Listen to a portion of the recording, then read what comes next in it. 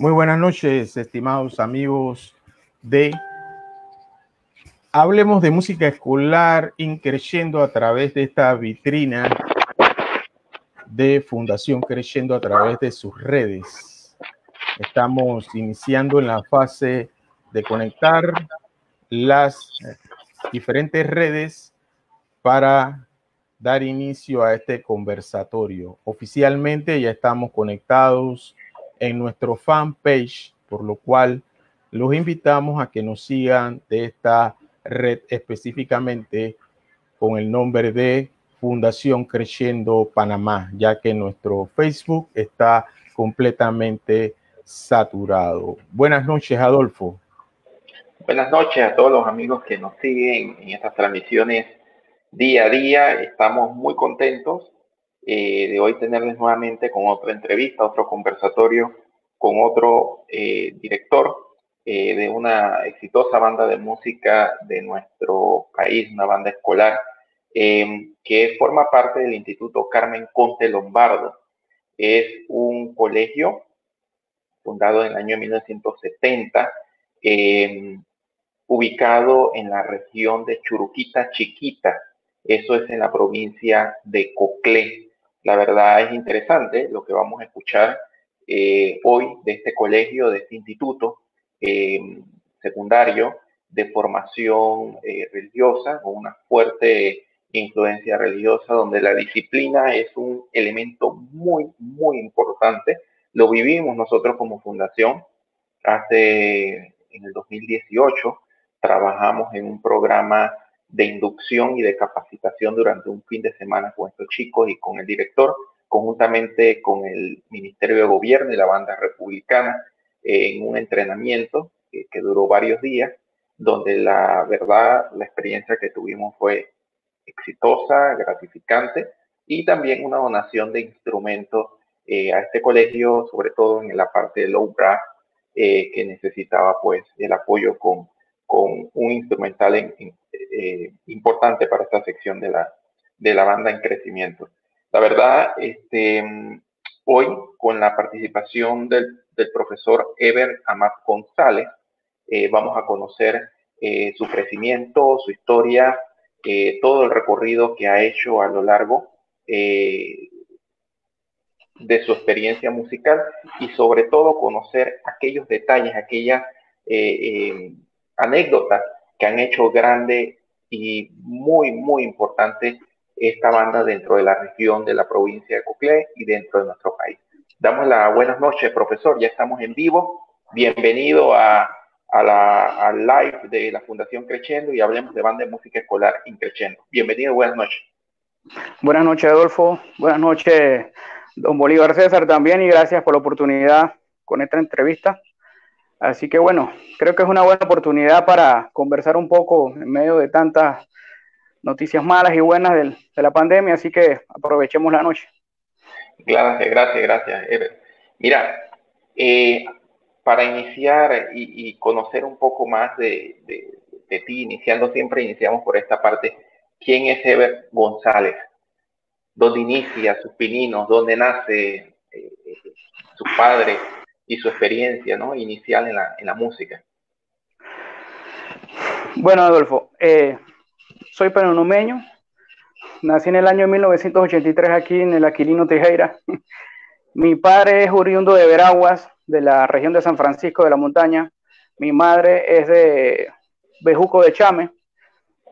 Se conocieron por cuestiones de trabajo aquí en Penonomé y se radicaron aquí. Esa pregunta en cuanto a los inicios es muy importante porque mis inicios como instrumentista dentro de una banda de música fue prácticamente cuando entré a la secundaria, pero la influencia, después de tantos años de preguntarme cómo fui músico, nació desde que tenía alrededor de 5 años. Cuando yo tenía 5 años, mi papá me llevaba a las procesiones religiosas del 15 de diciembre o de Viernes Santo, y siempre había una banda de música que tocaba esas procesiones. Yo tendría como 5 años en el 88, y me acuerdo que una procesión me le perdí a mi papá y no me encontraban.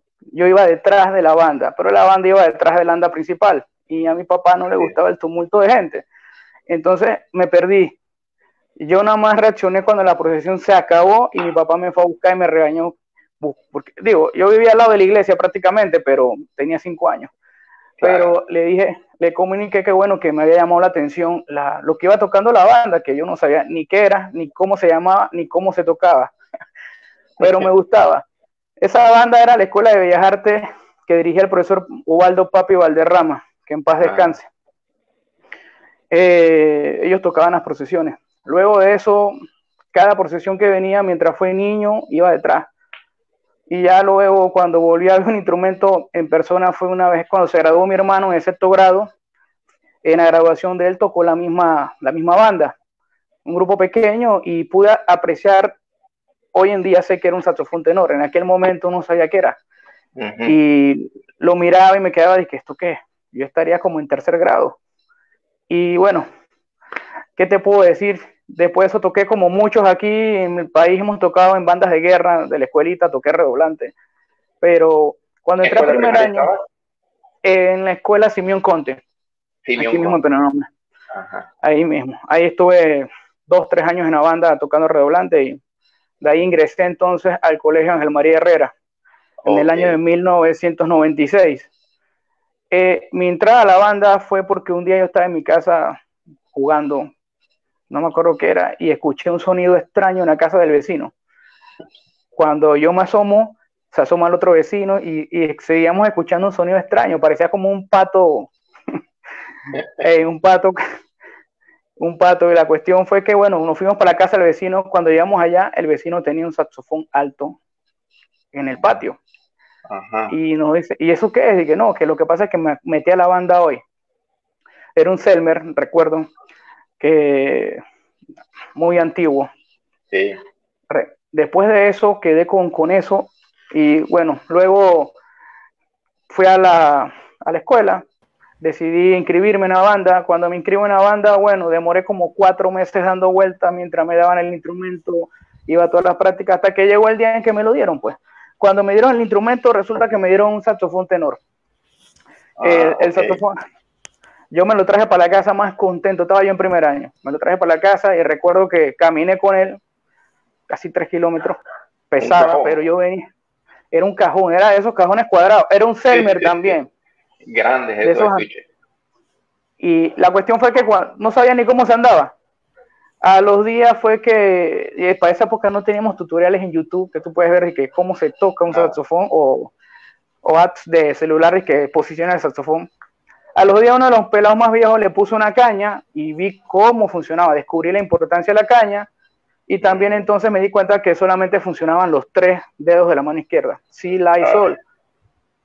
Qué problema. Pero bueno, ahí pasó un año prácticamente de prueba con ese saxofón. Ya al año siguiente me tocó uno menos malo y hasta el año 2000, hasta el año 99 toqué saxofón tenor. Luego hice mi cambio al trombón en el verano del 99, si no me equivoco, fue que hice el cambio al trombón.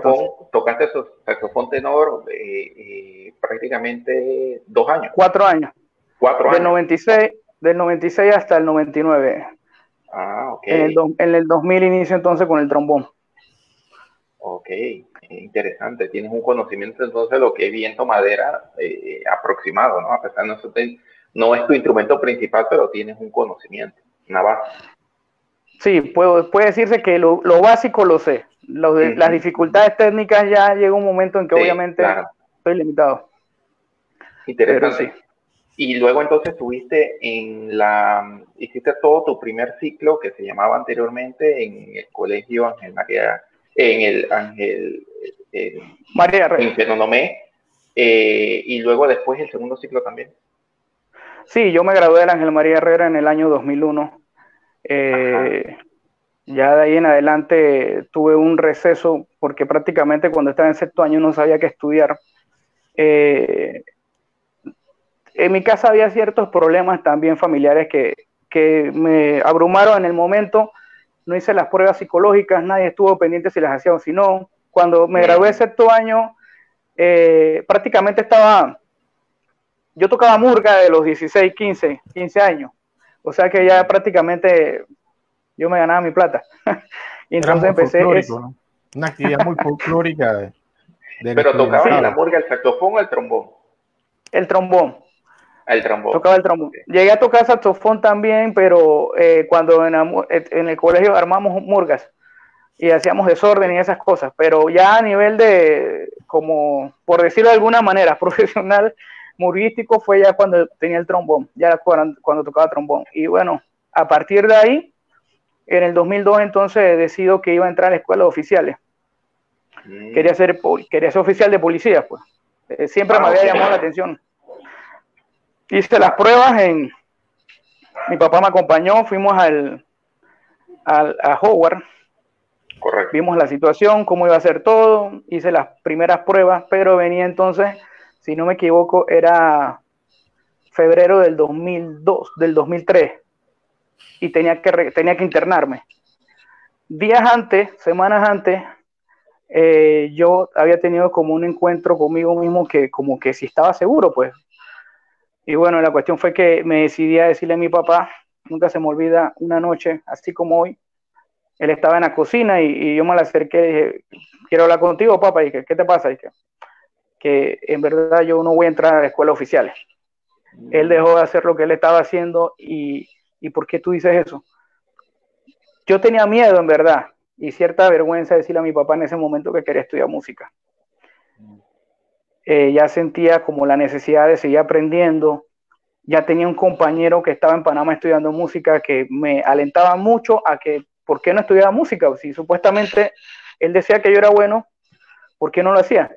Y bueno, eso influyó en mí y le dije a mi papá entonces que quería estudiar música. La respuesta no fue muy buena. Sí, en ese momento, perdona un pasito hacia atrás, ¿quién era el director de la banda de música del colegio Ángel María Herrera? Era el profesor Juan Salazar. Ah, ok, Juan Salazar. Ok, o sea, los primeros pininos fue con él te enseñó en el trombón, tenías algún maestro que tuviste, era allí, vamos, todo lo que pueden aprender. Si tú me preguntas y tengo que serte sincero, no me enseñó. Ni el saxofón, ni el trombón. El trombón lo aprendí cuando me metía al curso de verano de los bomberos en el año 2000. Ahí tuve un profesor que se llama Rafael Coronado, que me puso a estudiar un método, y en quinto año fue cuando por primera vez llegué a ver entonces lo que eran las notas, cómo se leía. Anteriormente el saxofón lo manejé de oreja, todos esos años. Ahí entonces empecé a ver un poco, pero ya cuando empecé a tocar en la murga, ya como que más que nada se enfocaron en mí fue en la murga, no siguió ese proceso. Y en aquella época no teníamos tantas opciones como ahora, que los muchachos tienen la internet.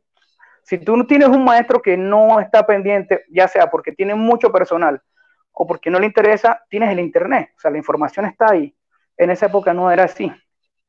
Sí, no había métodos, no había YouTube. No, o sea, los pocos métodos que se conocían eran como reliquias sagradas que alguien tenía escondido debajo de un mueble y que no lo sacaba así nomás. Tuve un amigo que se llama Fernando Flores.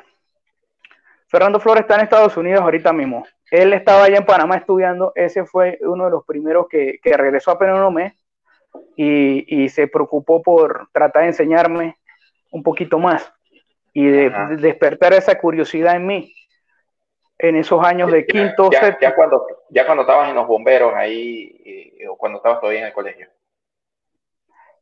Fernando era exalumno de la Ángel María Herrera también era miembro de los bomberos. O sea, aquí en Penonomé prácticamente, si tú estabas en una banda de música escolar, también a veces ibas a los bomberos, porque los repertorios, bueno, en aquella época el repertorio de la Ángel María Herrera era totalmente de la Ángel María, arreglos propios, sencillo. Sin embargo, el cuartel de bomberos tocaba arreglos que nosotros cuando salíamos a otras provincias veíamos en bandas. Por ejemplo, yo tengo en mi memoria 1996, la banda del Moisés Castillo Caña en Aguadulce. Fue la primera vez que vi la Moisés Castillo Caña y recuerdo que, chuleta, fue una impresión muy grande. En el 97 volvimos a Aguadulce y vimos entonces a la banda del San Martín de Porres y la banda del Moisés Castillo. Sí. Y entonces yo pienso que eso influyó bastante en mi curiosidad posterior, pues, porque el repertorio que ellos ejecutaban era el que ejecutaba el cuerpo de bomberos en aquellas épocas en Penonomé, más no la banda donde yo estaba. Tocábamos arreglos propios. Entonces, eso provocó en muchos el deseo de tocar en la banda de los bomberos. Íbamos allá, aparte que si tú entrabas a la banda de los bomberos tenías chance para que en un futuro te metieran en la murga. Era como un billete casado. Era como un chance casado. Así es. Y bueno, de ahí nos fuimos y tuve cuando aprendí a tocar trombón, no fue fácil, en Ángel María no me querían dejar cambiar trombón. Y por eso fue que ingresé. Yo ingresé a los bomberos más que nada fue porque yo quería aprender a tocar trombón. En el colegio no me iban a enseñar, así que fui al curso de verano de los bomberos. Eso me causó la expulsión de la banda por 4 meses. Wow. Tú entenderás lo que es cruzar la línea, sí, más o menos. Sí. Tú tuviste en banda. A veces cruzar la línea en esas épocas, los directores, todavía hoy en día se da, no tienen buena relación, ¿no? De cuidar a sus estudiantes y de repente si va ese muchacho para allá, se lo perjudican, que le dañan el sonido, que lo meten en algún grupo que no me gustaría. La gente es celosa, ¿no? De esos grupos. Pero interesante que tuviste, estas personas las tienes frescas en tu mente, digamos, a los primeros personas que fueron en ti obrando o esculpiendo ese interés por la música y sobre todo por el trombón, que es tu instrumento principal, ¿no? Así es. El profesor Dimas Rodríguez, con su banda en los años 90, sí, motivó a muchos muchachos de mi generación. Y sinceramente, eso hasta el día de hoy ha tenido algún tipo de consecuencia en lo que es el trabajo que vengo haciendo. Pero bueno, como te decía, toda esta serie de cosas influyó en mí ya cuando tenía 19 años y decidí estudiar música. Mi papá al principio fue reacio, se molestó bastante y tuve problemas cuando empecé. Me fui primero, el primer año lo hice en Santiago. Y de ahí entonces fui a un seminario con un trombonista internacional a Panamá en ese año, en el 2003. Y cuando fui a Panamá y vi la diferencia, decidí mejor irme para Panamá. Pero ya cuando decidí irme para Panamá me dijeron, bueno, hasta aquí llegamos, porque en Santiago teníamos familia, pero en Panamá iba a ir solo. Entonces mi papá no me quería apoyar, pues. Entonces tuve un hermano que entonces decidió apoyarme. Fernando, mi amigo el trombonista, él también era trombonista, es trombonista, está en Estados Unidos. Él me consiguió cómo quedarme, me instaló, me insistió. Él era como un guía para mí en esas épocas. Él me llevaba 3 años. Entonces, por medio de él, que fue como la persona que más me impulsó a salir de Santiago y irme para Panamá.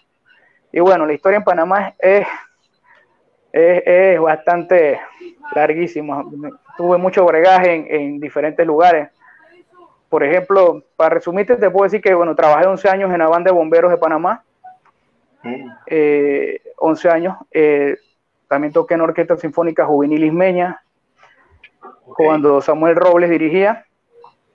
También tuve 8 años con el maestro Víctor Paz en la Big Band de él. Y bueno, en orquestas de salsa toqué también bastante, pero eso son cosas aparte ya. También trabajé en la Universidad Tecnológica en el quinteto de brass. Tuve una experiencia también con la Orquesta Sinfónica Juvenil de las Américas en el año 2008, cuando se hizo el Festival de Alfredo Saimalo. Ellos traían una serie de vacantes, o sea, toda la orquesta faltaron algunas unidades y bueno, Samuel Robles me llamó que si yo estaba dispuesto. Y dije, bueno, Samuel, ¿tú crees que yo podría para esa vaina? Porque será un nivel bien grande. Y dice, claro, si yo te estoy llamando es porque yo creo que tú puedes, ¿no? Bueno, yo llamé en ese momento a mi maestro que me daba clase de trombón, que era el profesor Santiago Aguilar, y le hice la consulta, profe, me llamaron para esto. Y dice, ¿y cuál es el problema? Y dije, bueno, voy a decir que sí, pues. Y bueno, mandaron a obra, pero sí tuve bastante presión, tuve una experiencia bastante grande en aquella época, tuve bastante presión porque había mucha gente que decía que yo no era el que tenía que ir para allá. Pero gracias a Dios todo salió bien y fue una experiencia más enorme, y, con muchos jóvenes. Y cuéntame, acá en Panamá, en los bomberos, que entiendo fue tu mayor tiempo, ya a un nivel profesional donde tuviste relaciones con músicos de muy buen nivel, de un recorrido bien interesante. En ese entonces, ¿quién era el director de la banda de los bomberos? ¿Qué cosas nuevas aprendiste? ¿Cómo te desenvolviste? ¿Cómo fue esa experiencia en los bomberos? Venir de Santiago a incursionar a un sistema completamente diferente, y quizás que se hacía música un poco diferente acá en la banda de música de los bomberos. Bueno, cuando salí de Santiago y llegué a Panamá, me topo con el profesor Iván Valdés en la universidad, profesor de trombón. Sí, claro, en paz descanse, ¿no? En paz descanse, sí. Correcto. Sí. Él trabajó cuando llegué fue traumático porque prácticamente no sabía ni siquiera soplar el instrumento. Había tenido tantos años y ya tenía 20 años cuando llegué a Panamá. Ya no era un niño de 18. Ahí entonces empecé a estudiar el trombón poco a poco y después con diferentes maestros. Entro a la banda de bomberos porque en esa época Fernando había estado en los bomberos haciendo práctica y había un trombonista de la banda que estaba en Penonomé trabajando, que había sido nombrado en una escuela y había salido de Panamá. Ese es Higinio Flores. Como no, buen amigo de Higinio, lo conozco. Entonces, Higinio prácticamente yo quedé haciéndole como el reemplazo. En esa época se permitía, después no se permitió. Fernando lo había hecho, empecé a hacerle el reemplazo a Higinio. Aparte de eso, el coronel de Coclé, que era el coronel Marciaga, me hizo un traslado de la zona regional Coclé a la zona regional de Panamá, lo que implicaba que igual podía participar sin tanto problema, pues, porque era bombero desde los 16 años con permiso de mi papá. O sea que cuando llegué a Panamá a los 20 ya tenía un par de años. Entonces ahí entré a la banda de los bomberos. Sí fue sorprendente para mí, lo voy a decir, no tengo pena. Es la primera vez que vi un papel tan largo. Cuando yo estuve en la banda acá de la escuela, por eso hablo mucho a veces y más adelante me imagino que algo de eso vendré y poder explicar el por qué. Es que cuando yo llegué a Panamá, vi papeles larguísimos. Por ejemplo, recuerdo la obra Nabucodonosor. El director era el capitán Alexis Castillo. Él era el director de la banda, muy amable, que en paz descanse, tremenda persona. También había una serie de repertorio, pero eso fue una de las cosas más difíciles, ver un papel tan largo por la ignorancia que yo tenía, pues, de ver arreglitos hechos a mano, de qué sé yo, 8 sistemas cuando mucho, pero bueno, eso fue una de las cosas que era parte del crecimiento, era indudable, era parte de lo que tenía que pasar. Sí, en verdad, no fue fácil, pero tampoco digo que fue malo, pues, o sea, ahora me río, en aquel momento estaba asustado. Así es, claro. Y bueno, fui creciendo, también estaba en la banda de la vicerrectoría con el profesor Efraín Cruz, también estuve entonces en el conservatorio, el conservatorio solamente iba a dar trombón y banda, en realidad el resto de las materias me las paviaba. Yo iba todos los jueves y los martes a dar banda con el maestro Cajar, aunque era un poco como, porque el maestro era bien estricto en cuanto a la disciplina, a veces daba miedo entrar porque no sabías de que aquí se la va a velar hoy. Sí. Y más que era un profesor de trompeta, obviamente le exigía al barajo. Sí, pero con él aprendí bastante, créeme. Sí. Con él aprendí bastante y tuve todo ese bagaje en todos esos años. Salía de un lado para otro, iba para otro, y los fines de semana entonces con Ismeña, y así fue por muchos años. Por muchos años. Qué interesante. Y en ese entonces, ¿tu instrumento era propio? ¿Tenías un instrumento de los bomberos? Ese es el problema de todo chico cuando sale de una banda escolar y dice, ¿y ahora para dónde cojo? Y mi principal herramienta, que es el instrumento, ¿dónde? Y un instrumento, voy más allá, que te permita desarrollar ya al nivel donde tú estabas escalando. Bueno, ese punto es muy importante, porque lo que tú dices es una realidad que se da hoy en día todavía. Yo trato de no hacer lo mismo que hicieron otros, y si puedo ayudar, ayudo sin esperar algo a cambio o el favor de vuelta. Simplemente lo hago desinteresado. En mi época, yo los 2 primeros años, o más o menos casi sí, los 2 primeros años que tuve en la universidad utilicé un trombón de la escuela, pero eso me obligaba a tocar en escuela.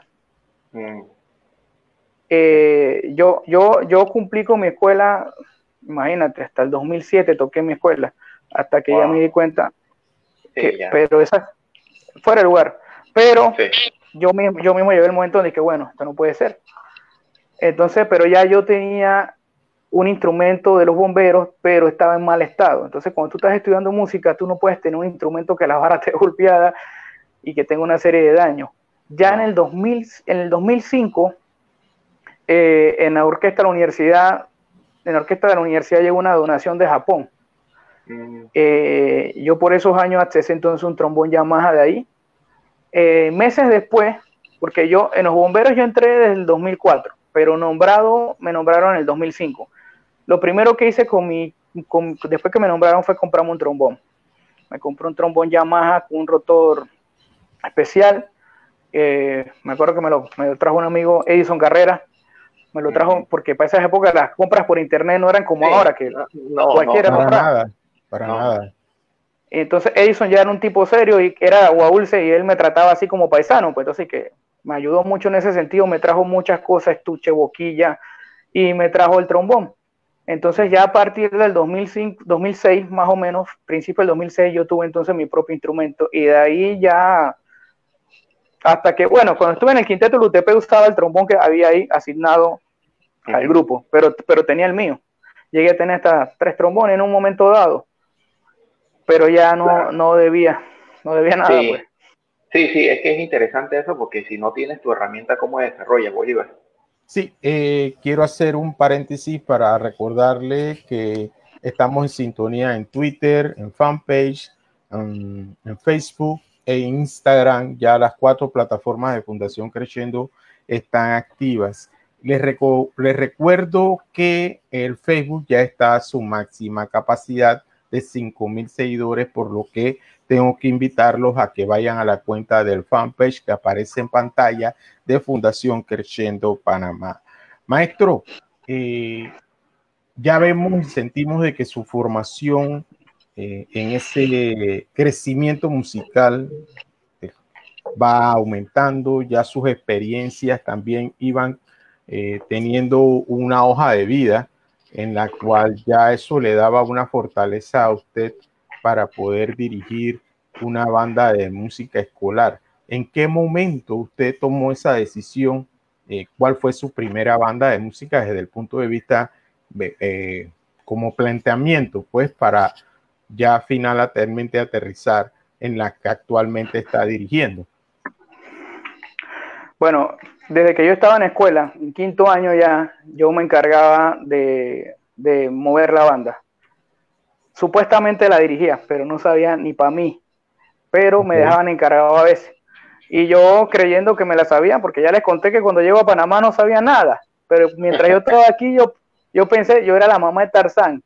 De la María Herrera. Exactamente. Okay. Yo mismo manejaba la banda. Cuando el profesor tenía algún inconveniente, recuerdo que una vez fue la primera vez, fue un 2 de noviembre, me tocó manejar la banda, pero ya todo estaba hecho. O sea, una cosa es levantar la mano y otra cosa es montar el repertorio. Sí.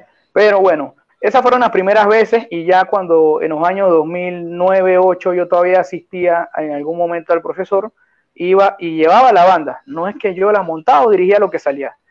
El deseo ese de dirección no lo tuve porque yo me fui para Panamá a estudiar música porque yo quería aprender a tocar trombón. Soñaba con tocar trombón y mejorar, pues, dentro de mi ignorancia y mis capacidades, mis limitaciones económicas también en Panamá fueron muy grandes al principio.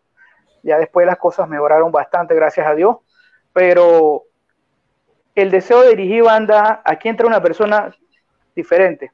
Tuve un amigo que en paz descanse, que se llamó Ramiro Antúnez. Ramiro Antúnez me llevó a mí al Colegio Bilingüe Manuel a que lo ayudara con su sección de trombones. Yo en esa época, ya les aclaro, yo me había encargado en algún momento de una banda, de aquello, pero no con raciocinio o con conocimiento de causa de qué estaba haciendo o cómo tenía que hacerlo. Porque una cosa es ser ejecutante y otra cosa es ser director. Una cosa es ser docente en una escuela y otra cosa es ser arreglista. Que a veces el director sepa un poquito de cada cosa es otra cosa, pero no puede pensar el instrumentista que porque él toca bien el instrumento sabe de todo. Eso es falso. Tiene que ser cosas aparte y aprenderse aparte. Entonces la cuestión fue que fui con Ramiro allá al Bilingüe Manuel y trabajé 2 años con él ahí con los muchachos. Me acuerdo que a veces lo acompañaba a los desfiles y Ramiro me preguntaba, Ever, ¿pero qué hago? ¿qué le falta a estos muchachos que a veces lo ve que no puedo utilizar lenguaje que nosotros en confianza utilizamos para hablar? Pero me acuerdo que yo los sábados cuando iba, porque a veces iba los días de semana, pero cuando iba los sábados me quedaba todo el día.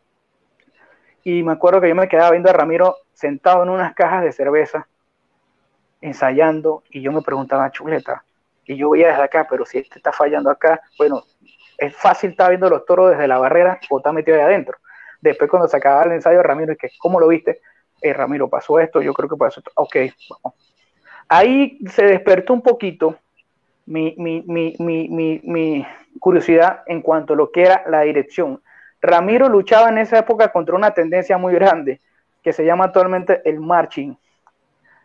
Ajá. Ramiro era una persona que siempre, nosotros tenemos que evolucionar, no podemos quedarnos tampoco, pero una cosa es copiar las modas extranjeras y agarrar lo tuyo y echarlo a un lado, o simplemente copiar parte de lo que está pasando en la actualidad, implementarlo, pero no echando a un lado las tradiciones que tú tienes en tu tierra.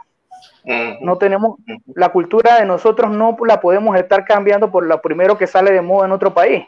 Ese es mi pensar y lo aprendí de él casualmente, porque él tocaba con la percusión marching eso, pero el tipo de repertorio que él manejaba era distinto. Estoy hablando más o menos del año 2011, 12. Correcto. Esos son los años que estuve, porque luego en el 2013 yo sufrí una distonía en marzo más o menos. ¿Qué es distonía? Bueno, la distonía es como una enfermedad que le da a cualquiera, es un síndrome neuromuscular. Simplemente puede ser, como me dijo a mí el neurólogo en aquel momento, ríete, tienes la sonrisa de un lado de una forma y del otro de otra. Así lo visualizó él. La distonía en Panamá era una cuestión totalmente, es un tabú todavía. Ya había habido un compañero que la había sufrido y por eso fue que más o menos sabía. Me comuniqué con él, había otro que la había sufrido y me empezó a preguntar, Luis Zúñiga, trompetista en la Republicana. Sí, fue el primero que conversé con él y él me empezó parecía la abuelita Titanic contando el cuento, me preguntó, dime qué te pasa, y yo, esto, y él me dice, ¿a ti te pasa esto? ¿A ti te pasa esto? ¿A ti te pasa esto? Yo dije, ¿cómo tú sabes? Porque a mí me pasó, entonces sí lo tienes. Es una lesión, tú sabes que los músculos de la cara son pequeños y son bastantes. La distonía puede ser, solamente pasa en los profesionales y en los estudiantes avanzados, porque trabaja mucho lo que es la mente. Una vez te pasa eso, llega un día en que tú estás soplando y que simplemente lo que antes era fácil se volvió difícil. Al día siguiente tú pensaste, ¿será que no estoy estudiando o será que estoy tocando demasiado? Y te excedes en el estudio y aún así sigues fallando una nota que era fácil, se te cuesta. Hasta que llega un momento en que no puedes soplar ni una nota larga. Y empiezan los dolores aquí, te maltratas la garganta porque lo que antes era fácil, ahora lo tienes que tocar forzadamente. Me pasó mucho en lo que era la salsa. Y ahí fue donde más noté el daño, fue la inflamación de la garganta. Pero en sí es una cuestión que es bien complicada. Sí me ayudó mucho, fue un trombonista extranjero que conocí, se llama Adrián. Yo le escribí porque aquí mucha gente, varios se burlaron de mí, porque decían que era que ya no quería tocar más. ¿Cómo no voy a querer tocar? Si salí de Penónome para aprender a tocar trombón. Eso era todo lo que yo pensaba en aquel momento. Al darme esa situación de la distonía, que ya te digo, a los violinistas les puede dar una tendinitis, eso es una distonía, les dificulta entonces la ejecución de su instrumento. Pero lo que pasa es que, ¿por qué es a nivel profesional? Porque el profesional ya sabe cómo sopla, sabe cuál es su técnica, se pone el instrumento y simplemente lo ejecuta. Cuando el profesional, lo que antes le era fácil, se le vuelve difícil, entonces la mente lo trabaja, lo manipula, lo pone nervioso, uno no duerme en las noches. Es un problema bien complicado y el término lo pueden buscar en internet, está bastante específico hoy en día. Pero me ayudó mucho a hablar conmigo. Sí, fue bastante, yo lloraba en las noches porque mi mundo se había caído, mi economía se había caído. Gracias a Dios en esa época en los bomberos el director era el mayor Hipólito Villarreal y él fue él fue comprensivo conmigo porque una vez me dijo, no toques, tranquilo, me mandaron por la oficina, repartía los papeles, entonces empecé a tocar el bombo en la murga de los bomberos, entonces empecé a hacer otra cosa. Bueno, con Castillo ya había tocado, pero eso fue lo que tuve que hacer. Mientras tanto, me trasladaron para Penonomé también a trabajar con la banda regional de acá mientras trataba de recuperarme. Bueno, logré volver a tocar en el 2014, hice mi práctica profesional entonces en la Orquesta Filarmónica con el maestro Néstor Castillo. Pero a finales del 2014, en noviembre, empecé a sentir de nuevo síntomas de lo anterior, cansancio, fallaban notas. Un gran consejero que tuve, que me apoyó siempre, fue el maestro Boris Juárez. Él siempre me hablaba de que lo que pasó fue que tú te recuperaste y quisiste volver a hacer la vida como si no hubiera pasado nada nunca. Empezaste a tocar aquí, a tocar allá y tuviste una recaída. Entonces, en esos momentos ya yo estaba viajando al Carmen Conte Lombardo. La banda del Carmen Conte Lombardo había sido fundada en el 2012. Y un vecino mío me pidió que, él trabajaba allá, profesor de educación física, me pidió que si yo podía, él veía que yo estaba en Panamá, si yo podía dar alguna opinión o alguna sugerencia. Permíteme, entonces, ¿estuviste con Ramiro cuando caíste pues en el tema este de la distonía focal? ¿También te apartas de apoyarle a Ramiro? Cuando sufrí de eso, mi mundo se cayó. Yo dejé, me desconecté de todo, o sea, de todo totalmente. Me vine para Penonomé, me trasladaron. Y prácticamente ahí dejé a Ramiro solo, pues. Pero digo, la amistad siguió siempre. Pero sí, Ramiro es uno de mis mejores amigos, era uno de mis mejores amigos y la verdad lo que hizo en esta banda fue muy, muy bonito. En conjunto también con el profesor Elcott, creo que estuvo también con él apoyándole en cierta parte. Reinaldo. Y el profesor Reinaldo Álvarez, también, que fue maestro mío en un momento de clarinete. Y la verdad hicieron un buen equipo. Y esta banda logró muchas cosas. Entonces, bueno, continúa, estabas en Penonomé y empezaste nuevamente, ¿no? El tema de tratar de tocar. Sí, hasta el 2014, que entonces ya fue definitivo y ya había tenido la experiencia del 2013. Entonces, yo sufrí eso en marzo del 2013. Regresé a tocar en noviembre del 2014. Yo mismo le pedí al mayor Villarreal, a Hipólito, que me permitiera tocar, pero ya tocando un trombón tercero. No podía registrar notas del medio hacia arriba. Entonces, empecé poco a poco, seguí tocando. Ya en enero me sentí confiado y volví con la murga. Estaba en el quinteto de la UTP de Brass. Y bueno, así me fui en el 2014, hice mi práctica profesional en la Filarmónica. Y bueno, ya a finales del 2014 sentí el síndrome de nuevo, empecé a fallar, me dolía esta cuestión y ya sabía, bueno, hasta que llegué. En el 2015 entonces, ya como te dije, a partir del 2012, el 13, 14 más o menos, empiezo a ir a Churuquita todos los veranos. Me reúno con el director de la banda, que era el profesor Fonseca, Edilberto Fonseca. En Chiriquí, ¿verdad? Él está en Chiriquí. Sí, está en Macano. En Macano, sí, allá dirige una banda, sí. Ajá, entonces me reúno con él y le planteo la idea que yo siempre tuve para mi escuela. Cuando yo estuve en Ángel María Herrera siempre quise hacer eso. Como instrumentista, ayudando. Y bueno, lo logré fue con el Carmen Conte, porque el profesor tuvo la mente abierta de que no es necesario a veces, hay que formar a los muchachos desde enero. Hacíamos una semana, me traía compañeros de Panamá, por ejemplo, me acompañaron muchos años el profesor Wiwar, que todavía hasta este verano vino, Wiwar Guerra, Hoffman, trombón. También llegó a venir Gerson, Emaús Montero, trompeta, Odvil, Edric, Alfonso, cualquier cantidad de compañeros instrumentistas de buen nivel que eran amigos míos. Yo les vendía la idea, pues, o sea, vamos a dar un poquito de nuestro talento allá a esa banda que está tratando de surgir metida. Y lo compraron, pues. La idea era empezar ellos y que luego los muchachos que ellos formaran, sí, formaran. Sí. Quiero que hagas un pequeño paréntesis allí, porque ya nos estamos metiendo específicamente en tu trabajo en la escuela del Instituto Carmen Conte Lombardo. Adolfo inició explicando más o menos dónde estaba, cuando inició. Sabemos que en realidad está en un área específica. El escenario al cual tú te estabas enfrentando también no era el común denominador de otras bandas de música. El término, sin ofender, quizás era porque estaba en un área un poco más rural o semirural. Ese panorama también nos gustaría que lo explicases para que entendieran en qué tú te estabas, en qué área estabas trabajando, ¿no? Así es, importante. Bueno, te explico. El profesor que vivía por mi casa, José Apolayo, conversó conmigo y me dijo que tenía unos instrumentos guardados marca Yamaha. Eran como 6 instrumentos de una donación que les había sobrado porque esa escuela no llegaba a nada nunca en cuanto a ese tipo de insumos.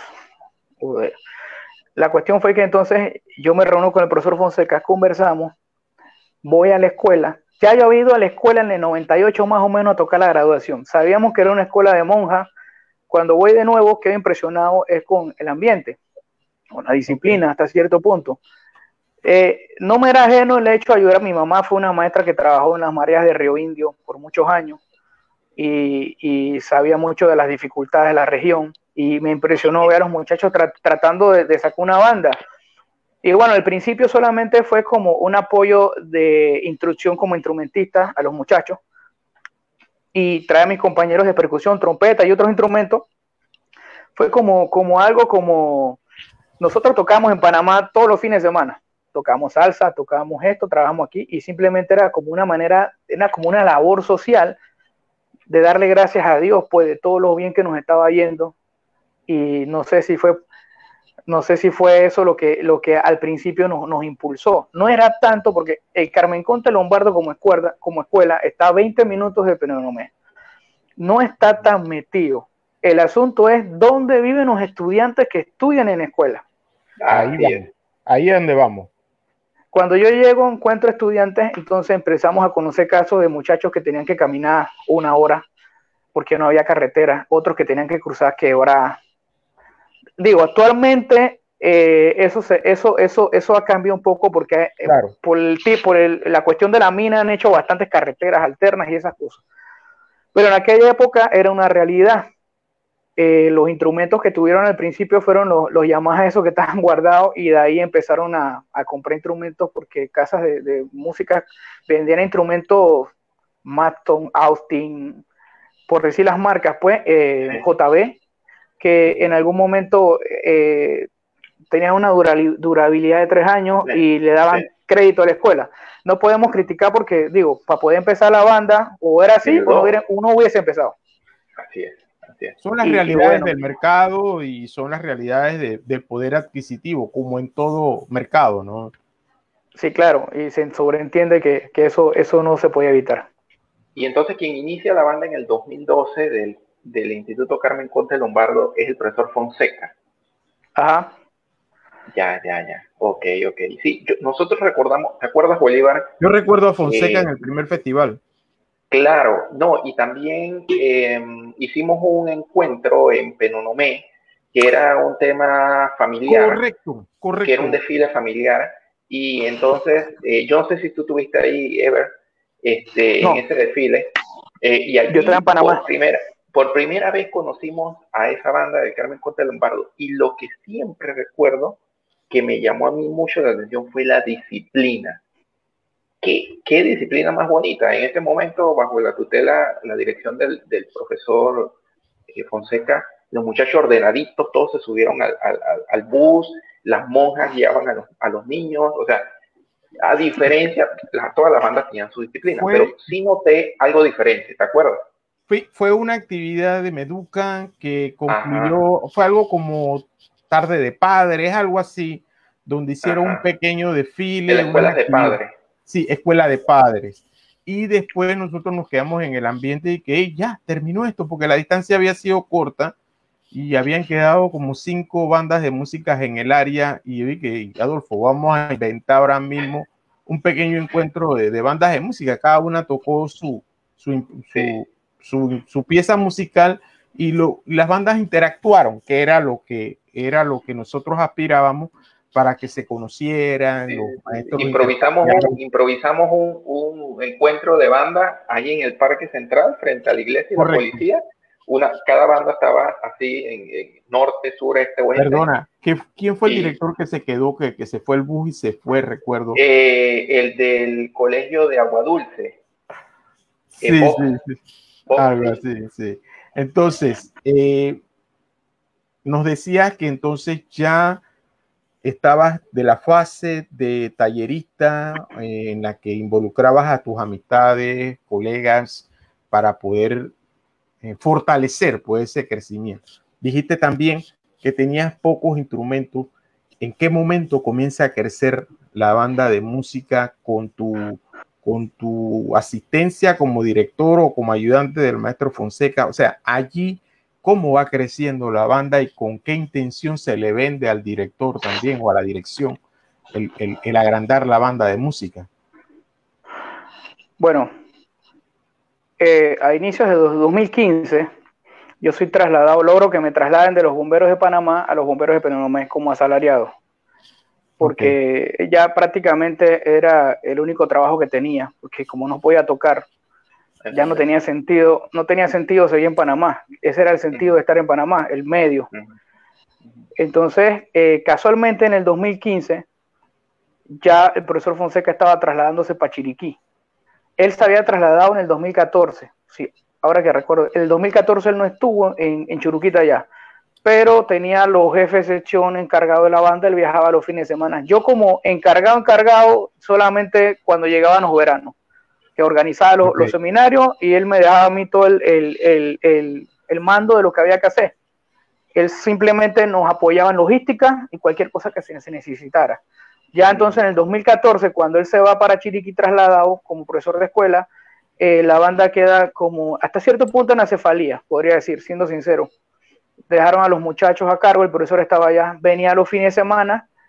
Yo a veces trataba de ir a Churuquita los fines de semana, pero por compromisos en Panamá se me era muy difícil. En el 2014 yo estaba haciendo la práctica profesional en la Filarmónica, tenía que estar todos los sábados en la universidad y cumpliendo con los toques de los bomberos y de la Filarmónica.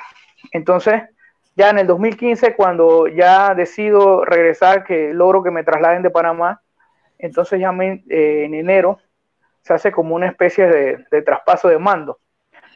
Se hace un acto y todo, entonces se me da la banda. Tengo que ser sincero, sí, la batuta, tengo que ser sincero en un aspecto. Yo me enfoqué en varias cosas a corto y a largo plazo, porque ya tenía la experiencia. Con todo lo que he hablado, yo creo que ya tenía el conocimiento, solamente había que desarrollarlo, porque esto es ensayo y error, no es que uno se la sabe todas tampoco, uno va aprendiendo en el camino y cogiendo golpes también. Y tal vez yo estaba en Panamá y había estado en tal lado, había viajado a otro país y esas cosas, pero eso no te da el conocimiento. Entonces, llegué, tomé la banda, el primer punto que vi fue el instrumental. Es difícil lograr una afinación buena o que una banda toque afinar con un instrumental tan diverso y de calidades diferentes. Me propuse, en esa época cuando yo llegué a la escuela había pasado a manos de sacerdotes, ya no estaban las monjas. Había un sacerdote que se llamaba José Domingo. Al principio, tengo que decírtelo, ellos no creían en mí, porque yo era un chiquillo. Ellos, eso es una cuestión que es historia y no se puede ocultar. Al principio, de repente, ellos esperaban que se encargara alguien más viejo, de repente no sabían si uno tenía la capacidad, me veían como un chiquillo. Y empecé a trabajar, empecé a sacar gente de la banda, porque dentro de la disciplina también había indisciplina. Hay ropa sucia a veces que se lava dentro de la casa, tú sabes. Y encontré cuestiones que no estaban caminando y empecé a jalar orejas. Pues. Yo estaba clarito que mi función era hacer el trabajo, no ir a ganar gracias ni a ganar amistades. La amistad, si se dio con el tiempo, se dio. Pero al principio, cuando tú vas a hacer ese tipo de trabajo, tienes que ser consciente de que tienes que hacerlo bien. Y parte del trabajo que lo que aprendí tanto con el maestro Cajar como con el maestro Vitín Paz, ya a mi edad adulta, en formación, fue el tema de la disciplina. Decía el maestro Vitín, la disciplina siempre vence al talento. Y el maestro Cajar también era bastante exigente y los resultados de eso estaban en los toques. Cuando tú ibas a tocar, tú no fallabas, todo estaba ensayado, no había improvisaciones, no había errores, porque el ensayo era lo principal. Y bueno, empecé a hacer cambios. Ese año vino el Festival de Bandas 2015. Como la banda clasificó al festival, ahí ya entonces, ahí como que se levantó el tabú conmigo un poco, pues, porque ellos no esperaron jamás que la banda fuera clasificada. Y al clasificar la banda, ya como dije, hey, este man tal vez sepa algo. El trabajo, claro. Y ahí fue entonces en el 2015, ese mismo año, cuando ya pararon las críticas, porque apenas empecé a apretar lo que era el tema de la disciplina aún más, muchos no les gustó. Y me encontré con la realidad que muchos directores tienen que lidiar a veces. Los padres de familia y, y es la actualidad ahorita mismo. A veces hay padres de familia que en la casa dejan que el hijo haga lo que le da la gana y pretenden que en la escuela haga lo mismo. Y desgraciadamente para que este tipo de estructuras artísticas funcionen, tiene que haber disciplina. No podemos ser tampoco tan estrictos como un colegio militar, pero tiene que haber algo básico. Sí, ¿y cómo fuiste con los maestros también, con los mismos profesores de otras materias para que den chances a los estudiantes? Porque esta disciplina que tú hablas, esta nueva metodología de trabajo involucraba sin lugar a dudas más horas de ensayo, más presentaciones, ensayos más largos. Entonces, eso significaba que el muchacho requería descontar algo de tiempo para estudiar matemática o español o el inglés. ¿Y cómo negociaste o fuiste manejando eso con la administración del colegio y los mismos docentes que fueran enterándose de que, oye, esos muchachos que están dando la milla adicional también son parte de la representación de la escuela? Eso es un proceso también. Al principio no fue fácil. La escuela tiene una situación bastante peculiar. Los ensayos, ahora que tocas ese tema, en esa época, estamos hablando del 2015 en adelante, los ensayos yo los tenía que hacer en la tarde, cuando ellos salían, pero en la escuela hay horario extendido. Salían a las 3 de la tarde más o menos. A las 3 de la tarde yo que podía practicar 1 hora. ¿Por qué? Porque en el área donde ellos viven hay muchas rutas que después de las 4 no viajan. O sea que el muchacho que no cogió bus a esa hora se quedó y a que vea qué va a hacer. Y son bastantes rutas. Entonces, aparte de eso, el muchacho sale para llegar a la escuela, se levanta a las 5, sale a las 6 de la casa, tiene que estar a las 7 en punto porque si no, no lo dejan entrar. ¿Tú crees que cuando ese muchacho llega a mis manos a eso de las 2:30, 3, tiene ganas de aprender, va a adquirir algún conocimiento? Él está pensando en comer, en bañarse y si tiene tareas. Entonces, al principio fue bastante problemático el tema de los ensayos en la semana en la escuela, por los lugares donde vivían. Los fines de semana lo que me propuse fue que los ensayos de los sábados tenían que ser efectivos.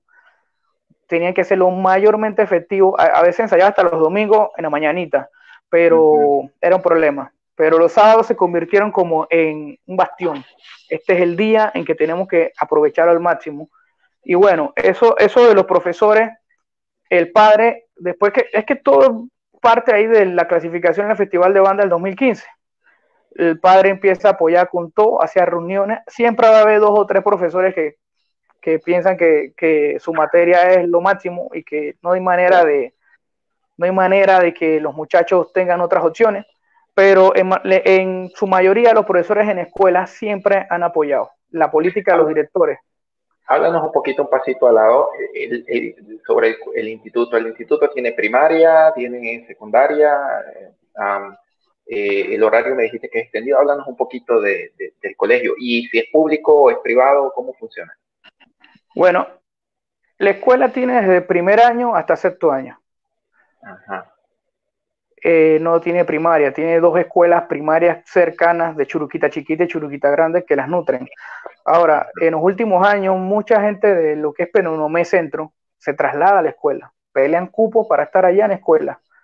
Eso se ha visto mucho en los últimos 3 años. Y créeme que es por la banda. Sí, muchos llegan a veces. Ha habido gente que se cambia de escuela, porque profesor, yo puedo tener banda, pero ¿tú en qué escuela estás? No, que yo estoy en tal escuela. Bueno, si tú no estás en la escuela no puedes estar. Se cambian de escuela, pero cuando llegan a la escuela y se topan con el pie disciplinario, hasta ahí llega la alegría. Se terminan saliendo porque están acostumbrados de repente, o sea, tú tienes que disfrutar lo que haces, ¿no? Pero para poder llegar a eso, tienes que tener disciplina. Entonces se tropiezan con la disciplina y hasta ahí llegó el amor, se cambiaron de escuela por gusto. Con esos métodos ha habido bastante. Hay otros que sí han funcionado. ¿Y entonces el colegio es privado o es público? Cuéntame. No, el colegio es público. Lo administra la Iglesia Católica por medio, actualmente, los padres tuvieron 2 años, 2015, 2016. Ya en el 2017 regresa la hermana Donatila González, que es la directora actual.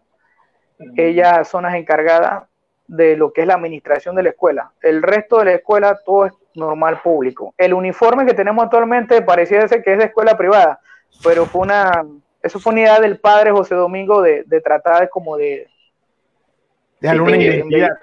Una identidad. No recuerdo bien las palabras que él utilizó porque él explicó eso muchas veces. No es que vayan a pensar que nosotros somos Rey Blanco, pero por lo menos tenemos una presentación bastante buena. Recuerdo cuando ese tema se dio hace como 4 o 5 años, pero es público, totalmente Sí, público. y los bachilleres que dan son bachilleres en ciencia, letras, agrícola, ¿qué tipo de bachilleres son? Bueno, el bachiller en ciencias es el más peleado. Eso es lo que todo el Ajá. mundo quiere ahí. No hay bachiller en letras.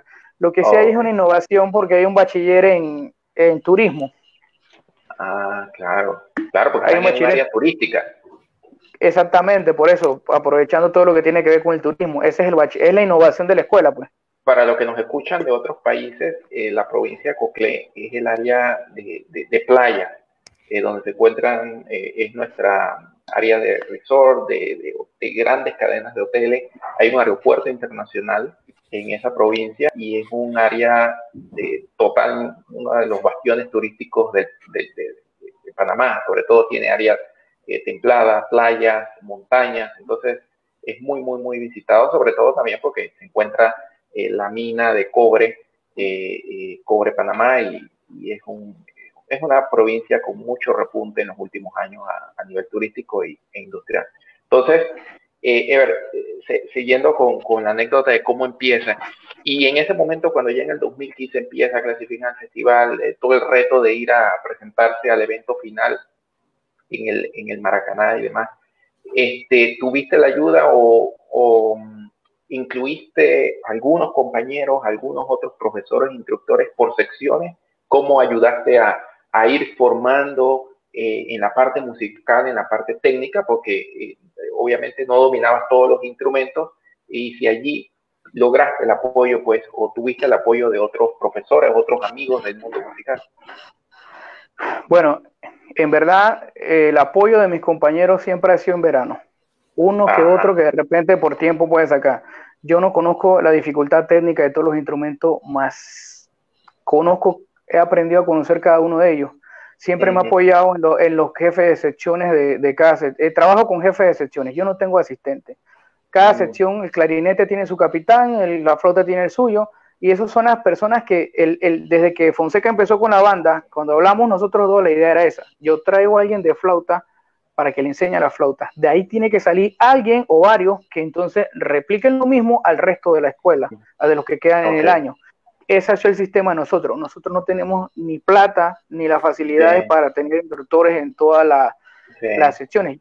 Esa facilidad la tengo yo en la otra banda que dirijo, que es privada. Allá sí tengo un instructor en cada sección. Claro, sería lo ideal, ¿no? Pues sobre todo para que el nivel de enseñanza sea un poco más elevado, pero vamos, con lo que tienes trabajas y está dando resultados. Háblanos un poco de la otra banda que nos estás comentando y que te iba a comentar sobre eso, el otro trabajo o la otra banda que también tienes información en Peronomé. Bueno, en Peronomé yo trabajaba dando clases de música en un colegio y a la vez dirigía la banda. Ajá. La banda es del Centro Educativo Santo Domingo, es una escuela privada. Ahí sí hay niños desde primaria. Ahí prácticamente, bueno, los muchachos entran desde que están en cuarto. Se les permite entrar algunos de tercero a dar las clases con los profesores. Si vemos que tiene la actitud o ya está un poquito más maduro, se le permite participar de los desfiles. Porque prácticamente los muchachos pueden entrar a la banda en quinto grado, pero se les permite dar clases de tercero y cuarto los 10 semanas con su instrumento, su instructor, hasta que entonces ya llegue a quinto, y ya en quinto entra a la banda y participa de lo que tiene que ver con los desfiles.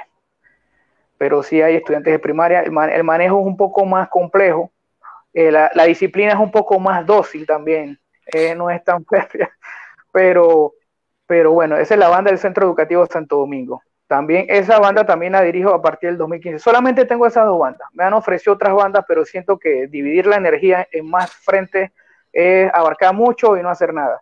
O sea que siempre me he mantenido con ellas dos. Y bueno, esa es mi otra banda. Ok, interesante. Entonces acá con el Instituto Carmen Conte Lombardo, luego, ¿cómo empiezas a suplir la necesidad del tema de los instrumentos? Ya había quizás más niños que querían entrar. ¿cómo fuiste balanceando el instrumental? Porque yo siempre he dicho que una banda es como quien hace un dulce, no puedes echarle más azúcar que la masa y el relleno porque al final vas a ver a desastre. Tiene que haber las cantidades precisas de instrumental para que la banda tenga una buena sonoridad, ¿no? Entonces, ¿cómo fuiste trabajando eso con la dirección? Me imagino mucho sacrificio de cambiar también el instrumental que inicialmente traía a ir mejorando la base del instrumental. Sé que tienen una sección de low brass bien fuerte, bien bonita, bien estructurada. ¿Cómo fuiste manejando eso y fortaleciendo eso? A partir del 2015, los padres de familia se entusiasmaron mucho con la experiencia del Maracaná. También no puedo decir que la escuela pueda apoyarme en esa época al 100% porque el FESE son 600 estudiantes. El FESE es muy bajo y hay que dividir en muchas cosas. Entonces la escuela que me podía comprar un instrumento al año. Entonces al año siguiente vimos la necesidad en el 2016 de que teníamos los instrumentos de percusión totalmente destrozados. Hicimos una adquisición de percusión Yamaha por alrededor de $14,000. Para pagar eso, los padres hicieron 2 bailes, un montón de tómbolas, rifas. Eso es lo bonito. Y tuvimos mucha... Ahí en ese punto sentiste más apoyo de los padres de familia, o sea, ya tenías una fortaleza con los padres de familia. Sí, pero a la vez se da un síndrome. Se da un síndrome que entre más el padre se involucra, a veces piensa que manda más que el director. Y a veces esa es una delgada línea roja que el padre de familia tiene que entender que no puede cruzar. Yo soy de los que acepta todo el apoyo, pero me he encontrado con algunos padres en ambas bandas que porque te apoyaron piensan que tú le debes un favor o que tú le tienes que perdonar alguna al hijo de que tengo muchos cuentos con eso, pero ya sería como que esos son trapos no, ya, que se lavan en interioridades, no, esos son interioridades. Pero sí, pero ¿qué sucede? Igual me sucedió a mí, igual yo como padre, mis hijos tuvieron una banda de música y uno tenía que tener una línea en el respeto hacia el director y hay cosas que uno puede y no debe de hacer, ¿no? Eso es normal. Sí, pero eso por una parte, porque el apoyo de los padres siempre ha estado, pero en algún momento me ha tocado, entonces aguanten, recuerden que todo el apoyo es bienvenido, pero el director es el que decide. Los padres nos apoyaron mucho con la percusión, después decidieron que íbamos a hacer una inversión en otros instrumentos. Con los años fuimos avanzando. Tengo que resaltar algo. ¿Por qué la banda de repente en el 2015 y 2016 se le puede mencionar como que tiene algún tipo de diferencia a la del 2017 en adelante? Fue un proceso que requirió primero hacerle entender a la escuela que no podíamos seguir adquiriendo instrumentos baratos o que compramos 2 buenos por sacrificar 5 malos o no podíamos trabajar futuro, no podíamos pensar en un futuro. Estábamos comprando pan para hoy y hambre para mañana. Eso fue lo primero que traté de hacer y lo logré. El padre lo comprendió, cuando la hermana entró también lo entendió. Empezamos a comprar instrumentos, entonces ya 2 buenos por año, una trompeta, un saxofón. Y vino entonces la donación entonces de Meduca, que se había hecho con el tema del festival, una serie de cosas ahí. Y logramos entonces adquirir una serie de instrumentos nuevos Yamaha. Gracias a Dios nos miraron y se dieron cuenta de que la banda del Carmen Conte, porque antes ya te digo, mandaban lo que sobraban, pero no me para acá. Pero en ese momento sí nos dieron alrededor de 29 instrumentos Yamaha. Okay. Y logramos entonces empezar a reemplazar instrumentos. Claro. A la vez también yo en el 2017, en enero, abandono lo que ya era la banda de los bomberos aquí en Coclé. Entonces empiezo a cambiar el ensayo, empiezo a ensayar en las noches en Churuquita. Empiezo a mejorar el sistema, porque ya no solamente los ensayos eran los sábados fuertes, sino que también pueden ensayar.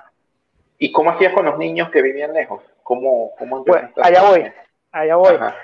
No fue fácil, créeme. Hubo muchos padres que a mí me han asoleado unas emisoras a veces también aquí. Porque a veces hay gente que no está de acuerdo contigo y no se sale, simplemente se queda en la banda y hace que otro se salga, intriga y hace que otros se salgan, pero él se queda. Y nosotros tenemos que ser buenos, los directores, identificando esa gente, para que sacarlos antes que hagan que otros se salgan, porque la mínima decisión que tú tomas es criticada. Al principio muchos no querían por esto, por aquello, querían que la escuela les pusiera el bus para repartirlos cuando se salían, pero la directora se mantuvo firme en que la escuela tiene dormitorios y que si alguien necesitaba quedarse, se le habilitaban los dormitorios, se la guardaba la cena, y así fue como más o menos con ese convenio se empezaron a hacer los ensayos de noche. El problema siempre son los estudiantes que son de lejos. Por ejemplo, yo tengo un estudiante que primero, saliendo del Carmen Conte, primero llego yo a Chorrera que a la casa de él. ¡Wow! Lejísimo. Entonces, a veces tuvimos problemas al inicio. Los ensayos de noche no se inician desde que el año empieza. Prácticamente ya son a partir de julio, cuando se hacen los primeros ensayos. Y nunca se hacen 2 noches seguidas. Siempre son una noche de por medio. Pero sí se logra el objetivo bastante porque el muchacho viene bañado y cenado de su casa. Si se queda en escuela, hace las tareas ahí. Muchos padres no les gusta que sus hijos duerman fuera de la escuela. Y a veces hay cierta resistencia en eso, pero ¿te ha funcionado esta metodología entonces? Sí, eso fue efectivo a partir del 2017, porque si tú me preguntas 2015, 2016 qué pasaba, yo te puedo decir que los ensayos eran efectivos los sábados y que los días de semana no la jugábamos. Sí, lo que me explicaste que era muy difícil porque el niño tenía a las 4 ya que coger la chivita o el busito para ir a su comunidad. Exactamente. Entonces ya eso provocó el cambio de los instrumentos. En el 2018 la directora consigue un crédito extraordinario. No sé si estoy haciendo mal decir esto. Qué bueno. Oye, y espérate, una anécdota. ¿Y los vecinos cómo haces con las noches? ¿Tienes vecinos cercanos? Lo que pasa es que la escuela, nosotros le decimos, hace años le decíamos el búnker. La escuela está metida y tiene mucho terreno. O sea que el vecino más cercano está lejos. Ya. Está lejísimo. Ya. Aparte que también hay un salón de una religión que hace cultos hasta tarde y forma su emoción, su euforia también. Sí. Bueno. Mira lo interesante que ayer, miren lo interesante, amigos, de estas conversaciones que hemos tenido toda esta semana. Ayer el profesor Reinaldo Centella, que le conoces, que dirige el Instituto Panamericano, nos hablaba. El Instituto Panamericano está en el medio de la ciudad, en Vía España, y dice que cuando yo empecé a ensayar de lunes a sábado, los vecinos se me estaban quejando. Claro, porque el IPA está en el medio de la ciudad con edificios, con casas, o sea, está en el medio y no estamos acostumbrados, ¿no? Y en cambio ustedes que están en un área pues con más espacio, fantástico, pueden ensayar de noche. La verdad es que son realidades muy diferentes y eso es lo bonito de estas entrevistas para que las personas que nos están oyendo conozcan a viva voz las diferencias, dificultades, retos, metas que cada banda tiene de acuerdo pues a las necesidades y las experiencias que van viviendo. Entonces, ese cambio de ensayos en la noche y el sábado, me imagino, exprimirlo desde las 8 de la mañana, 7 y media de la mañana hasta 3, 4 de la tarde, te dio resultados, sin lugar a dudas. Sí, los ensayos al principio eran de 8 a 4. Después tuve que flexibilizarse un poco porque la misma directora me dice que, profesor, hay que dejar un sábado de vez en cuando libre. Entonces empiezan a las 9 y terminan a las 3. Cuando ya es temporada de banda en sí, ya desde que entra septiembre, los ensayos son hasta las 5 a veces. Pero ya todo el mundo está preparado con la logística. Al principio de Penonomé no había muchos estudiantes. Actualmente en la banda, en los últimos años, 1/3 de la banda es de Penonomé. Se ha ido cambiando eso, pero aún sigo teniendo estudiantes que viven lejísimos. Pero a veces tratamos es que cuando tenemos toques en las noches no asistan, pues, si no hay manera de que nos vayan a buscar y no se quieren quedar en escuela. Pero sí, como te decía, el instrumental hace 2 años la directora logró, la jefa de crédito del ministerio visitó la escuela y le gustó la escuela, la limpieza, la pulcridad, la disciplina, y le pidió a la hermana, bueno, ¿qué necesita? Necesita cambiar algo. La hermana tenía muchas necesidades en aquel momento, cambia el tanque del agua, cambia unos techos, pero pidió el crédito para la banda y logramos una adquisición totalmente buenísima. Actualmente tenemos casi todo lo que es línea Yamaha en los instrumentos que tenemos. Qué bueno. Ya no tenemos instrumentos malos, por decirlo de alguna manera. De una calidad más baja, ¿no? Que sin lugar a duda al tener instrumentos de un nivel más avanzado, de estudiante más avanzado y de una misma marca, te ayuda a algo imprescindible en una banda, que es la afinación. Eso es importantísimo, y también para reparar los instrumentos, darles mantenimiento. Si es una misma línea, te ayuda a mantenerlos en óptimas condiciones, ¿no? Entonces, la verdad, interesante cómo vas integrando este tridente que yo siempre he dicho: estudiantes, obviamente, porque son los actores, padres de familia y administración del colegio. O sea, si esos tres elementos no van agarraditos de la mano, claro, encabezado y dirigido por el director musical, que en este caso eres tú, la verdad es poco probable que la banda pueda surgir, por mayor interés que tengan alguna de las partes. Es bien, bien importante que esos tres elementos trabajen de la mano, y de seguro ustedes lo han logrado. Nosotros estuvimos con ustedes, ¿te acuerdas? En el año 2018, en un proceso de capacitación con el profesor Dimas y otros músicos más de la banda republicana, y allí pudimos percibir el trabajo que se estaba haciendo, y adicional a eso, lo bien lo has dicho, la disciplina y la pulcritud. Una cosa es que yo no estuve por un tema familiar, pero a nivel de la fundación, pues siempre se hace un informe y se hace una reunión de resumen de las personas que estuvieron y de las cosas que pasaron. Y los compañeros que estuvieron me decían: es impresionante que estos niños se sentaban y nadie empezaba a comer.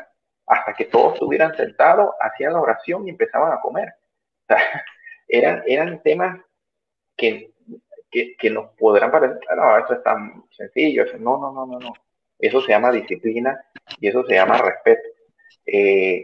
Háblanos sobre eso, Ever, cómo tú manejas ese lenguaje con los jóvenes, que es una edad complicada, es una edad de adolescencia, adolecen de muchas cosas, pero cómo manejas ese lenguaje para lograr esa reacción positiva y que ese estudiante, en pocas palabras y en pocas instrucciones, haga precisamente lo que tú les quieres transmitir. ¿Cómo manejas eso? ¿Cómo has aprendido? ¿Qué desafío? ¿Qué cosas has aprendido a lo largo de tu experiencia? Bueno, Adolfo, ya yo te mencioné a Cajar y a Víctor Paz. Yo no tengo manera, o sea, porque musicalmente la enseñanza fue una, pero ya uno cuando está en esas edades y está estudiando música, uno aprende a ver dónde hay desorden, dónde funcionan las cosas, dónde el desorden no deja que las cosas funcionen, por más profesionales que haya, con todo el talento del mundo, pero si hay desorden, las cosas no salen bien, siempre va a haber errores. Y en los lugares que te menciono, el maestro Víctor como el maestro Cajar, la disciplina siempre nos llevó a tener toques precisos y buenos, y la satisfacción que eso creaba era grande. Ese es el ejemplo que yo te puedo decir que yo utilizo y me baso a la hora de trabajar en escuela. La escuela se presta también, porque hay otra realidad, la escuela se presta. Ambas escuelas donde yo trabajo, en las dos bandas, ambas escuelas tienen como el lema la disciplina. La disciplina no se aparenta, se tiene o no se tiene. No puede ser posible que yo te dé la espalda, se le dé a los muchachos y echen rabo. Parece que eso fuera como de mi parte bien estricto, pero yo soy un pelado normal. Me gustan las mujeres, me gusta la cerveza, me gusta la salsa, pero cuando uno hace un trabajo de formación de estudiantes, uno no puede hacer lo que le da la gana, uno tiene que hacer lo que le toca, y uno no puede estar pensando tampoco que uno tiene que ganarse la amistad de los muchachos, eso viene con el tiempo. Uno tiene que primero ganarse el respeto, y a veces como decía un maestro que una vez escuché, decía: a veces es mejor que te tengan miedo a que no te respeten, porque el proceso no se da. En mis estudiantes hay una situación especial, y es el tipo de escuela, la idiosincrasia de la región también. Son personas que respetan mucho. Algunos casos leves de uno que otro que se sale por la tangente. ¿Qué hay que hacer? Simplemente enseñarlos cada ensayo, no cansarte de enseñarles a recoger las sillas, a que hay que guardarlas, a que el instrumento hay que limpiarlo, a que mientras yo estoy hablando tú escuchas, porque los dos no podemos hablar a la vez. Si tú tienes una pregunta, la haces. Esas son pequeñas cosas. También que un fallo, que haya certeza del castigo. Y lo que es la directora actualmente, imagínate que una vez íbamos a tocar para Chitré y la directora empezó a revisar un informe. y simplemente porque había un par que tenían unos jeans descolorados, dice, ustedes no van. Y yo dije, hacha la vida, ¿cómo me voy a hacer? Y dice, no van, profesor, no van. Y si la banda va a sonar mal porque esos no van, entonces estamos mal. Tuve yo que correr a llevar a esos chiquillos, cambiarse el pantalón para poder ir. Una vez le cortó el cabello a 2 de los muchachos en la escuela. Íbamos, no me acuerdo por dónde íbamos. Para Panamá veníamos y les vio los cortes. Y o les corto el cabello o no van. Qué risa ver a la directora en la dirección con una tijera cortándole el cabello a los muchachos. Qué gran lección. Uno se ríe, pero es una lección. Sí. Hay certeza del castigo si tú cometes un error. Sí, yo estaba monitoreando acá las redes y escuchando todo. Sí, en efecto, la vez que yo estuve en el plantel educativo me sorprendió el ornato de la escuela y la disciplina. Y no quiero dejar de mencionarlo porque sabemos que hay muchas escuelas que tienen este mismo estilo, cada uno a su manera, cada uno en su método y su forma. Eso no es un tema para debatir porque cada uno usa su librito y en función el resultado final es el que determina los buenos momentos, los buenos sacrificios que están haciendo los muchachos para tener un producto limpio, ejemplar, que sea la etiqueta y la tarjeta de presentación del plantel educativo. Me tocó también conocer a la directora, una persona bastante centrada, muy estricta, muy seria, pero cada uno en su área, cada uno tiene un trabajo y una labor que hacer, y creo que en esa complejidad, para bien del plantel, ustedes tienen una responsabilidad, ¿no? Y eso es positivo, ya que le transmite a los jóvenes una enseñanza. Ya estás en la escuela, ya estás comprometido con la escuela, tienes instrumentos, llegó la fase donde el director ya tenía muchos más compromisos, tanto locales o quienes tuvieses la oportunidad de viajar internamente en el país. ¿Qué te gusta más, dirigir marchas o dirigir conciertos? Y en ese sentido, ¿cuáles son tus obras de marcha, independientemente del gusto, ya sea marchas panameñas o de afuera, y las piezas de concierto? 3 marchas y 3 conciertos que son las que más te gustan dirigir. Es una pregunta un poco difícil para mí. Porque digo, si te pasas de la lista no hay problema, pero es que lo que pasa es que nosotros tratamos o sea, en mis años también en los bomberos nosotros el repertorio lo íbamos variando constantemente. Yo no sé si ustedes se han dado cuenta que nosotros hacemos lo mismo la tendencia mía será. O sea, te puedo decir que San Lorenzo es una marcha que me gusta, pero también me gusta Curamadal o me gusta Avenida Las Camelias y no las he tocado en la banda. Este año tenía previsto montar Avenida de las Camelias, pero bueno, pasa lo que ha pasado y bueno, no sé si pueda con el tiempo, que si en algún momento entramos no sabemos cómo vaya a parar esto, así que no puedo adelantarme. Esas son marchas que me gustaban también. Cuando yo era pelado me gustaba Dembase, me gustaba Hayahuata, me gustaba Doble Águila, también me han gustado tantas marchas, pero en sí es el estilo más que nada. Dirigir conciertos es un reto muy grande en una banda estudiantil. No sé si ustedes han apreciado los conciertos que hemos hecho en Navidad. El concierto de este año en Navidad fue muy bueno.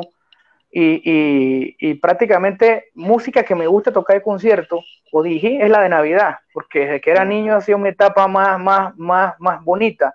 Y he tratado de transmitirle eso a los muchachos. Christmas Song, por ejemplo, es una de las piezas de Navidad que no me canso de montar.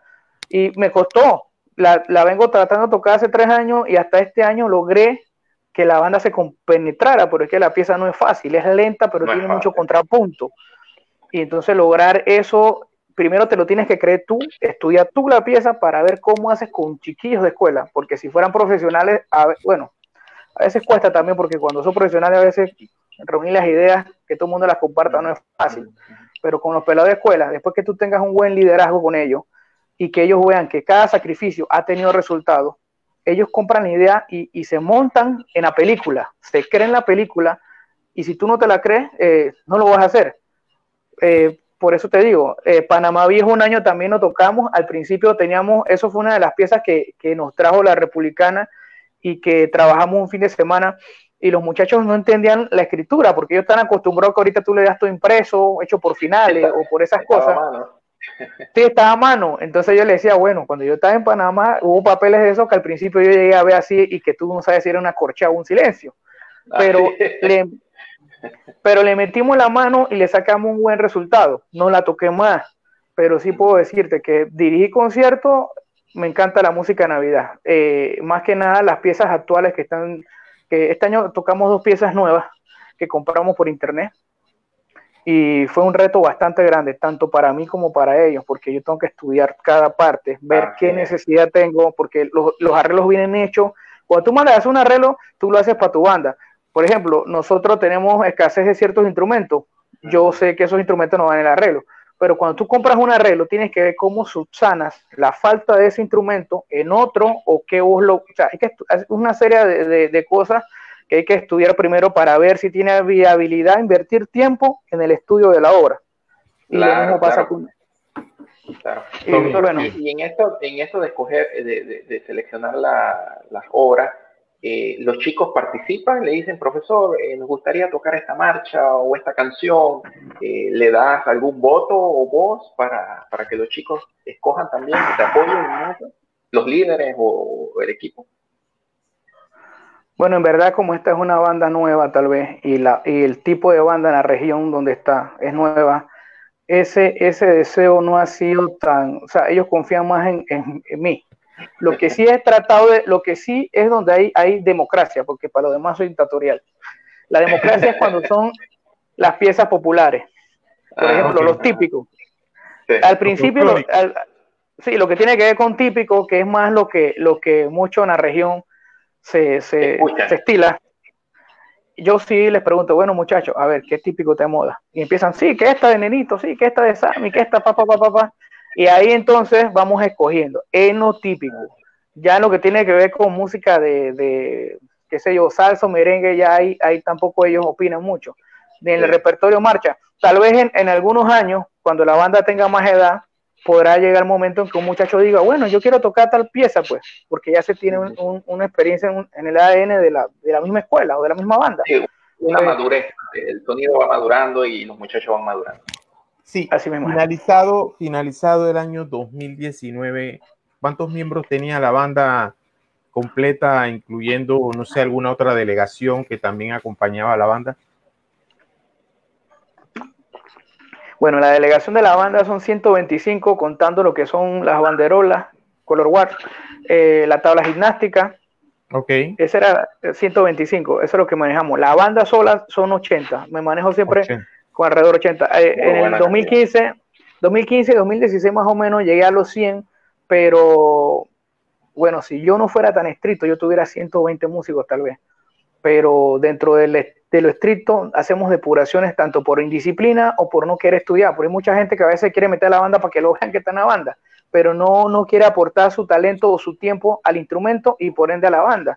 Entonces yo soy bien incisivo en eso. Practicaste la pieza, dale para ver, no te sale, de nuevo lo mismo, y le explico, porque no es que lo dejo a la suerte como cuando de repente yo aprendí, le explico cómo es. Ellos tienen clases de verano donde aprenden a leer y se les trabaja todo el año. Si el muchacho después de eso no quiere, se le insiste hasta que, bueno, él solito va saliendo. Por eso es que la banda ahora se mantiene alrededor de 80. Y bueno, núcleo.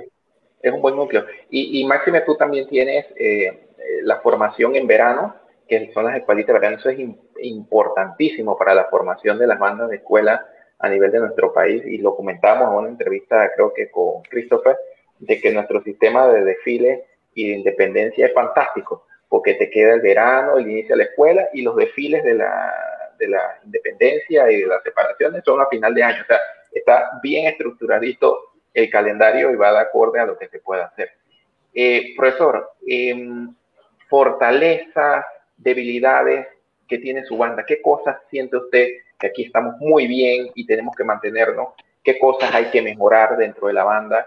y que usted ve que son propias del crecimiento de una organización estudiantil como la que maneja usted?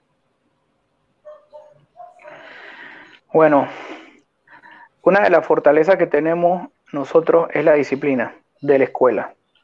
Eso nos permite accesar a muchas otras cosas dentro del mundo de la música, porque las artes requieren de eso. Esa es la fortaleza que te puedo mencionar. Yo no tengo a los mejores músicos, tal vez, no tengo las facilidades que tendrán otros, pero la disciplina nos ha permitido lograr muchas cosas. Y eso siempre va a ser mi norte también, la disciplina. Nos ha permitido hacer muchas cosas. Créeme que si la Carmen Conta se tiene que basar en una sola palabra, es la disciplina, no en el talento tal vez. Sí, tengo muchachos que estudian música ya, hay como 6 estudiando música, pero en general siempre ha sido eso.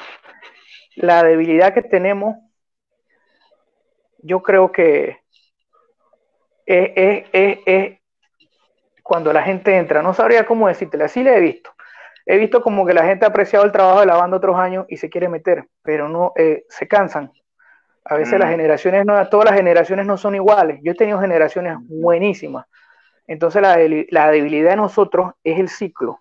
¿Cómo mantienes el ciclo? Por ejemplo, este año tenían que entrar tantos porque la generación que está buenísima en quinto se va en 2 años. Así que tú logras este año que ellos aprendan y que esa es la debilidad de nosotros, el ciclo, porque hay años que se meten 70, se apuntan, al seminario van 30 y al final te quedaron 8 tocando. Entonces, la habilidad de nosotros es una habilidad también en la escuela, el ciclo. ¿Cuántos se meten y cuántos llegan a finalizar entonces en la banda? Esa es la debilidad de nosotros. Así es. Es lo más difícil y lo hemos comentado con los profesores, porque la disciplina de la banda como la suya es que solamente tocan estudiantes matriculados en el colegio.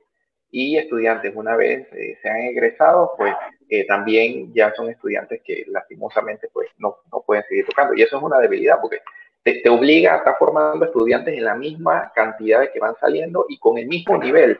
Y ese es el reto de toda banda escolar. Pero eso es lo bonito, mantenerse, ¿no?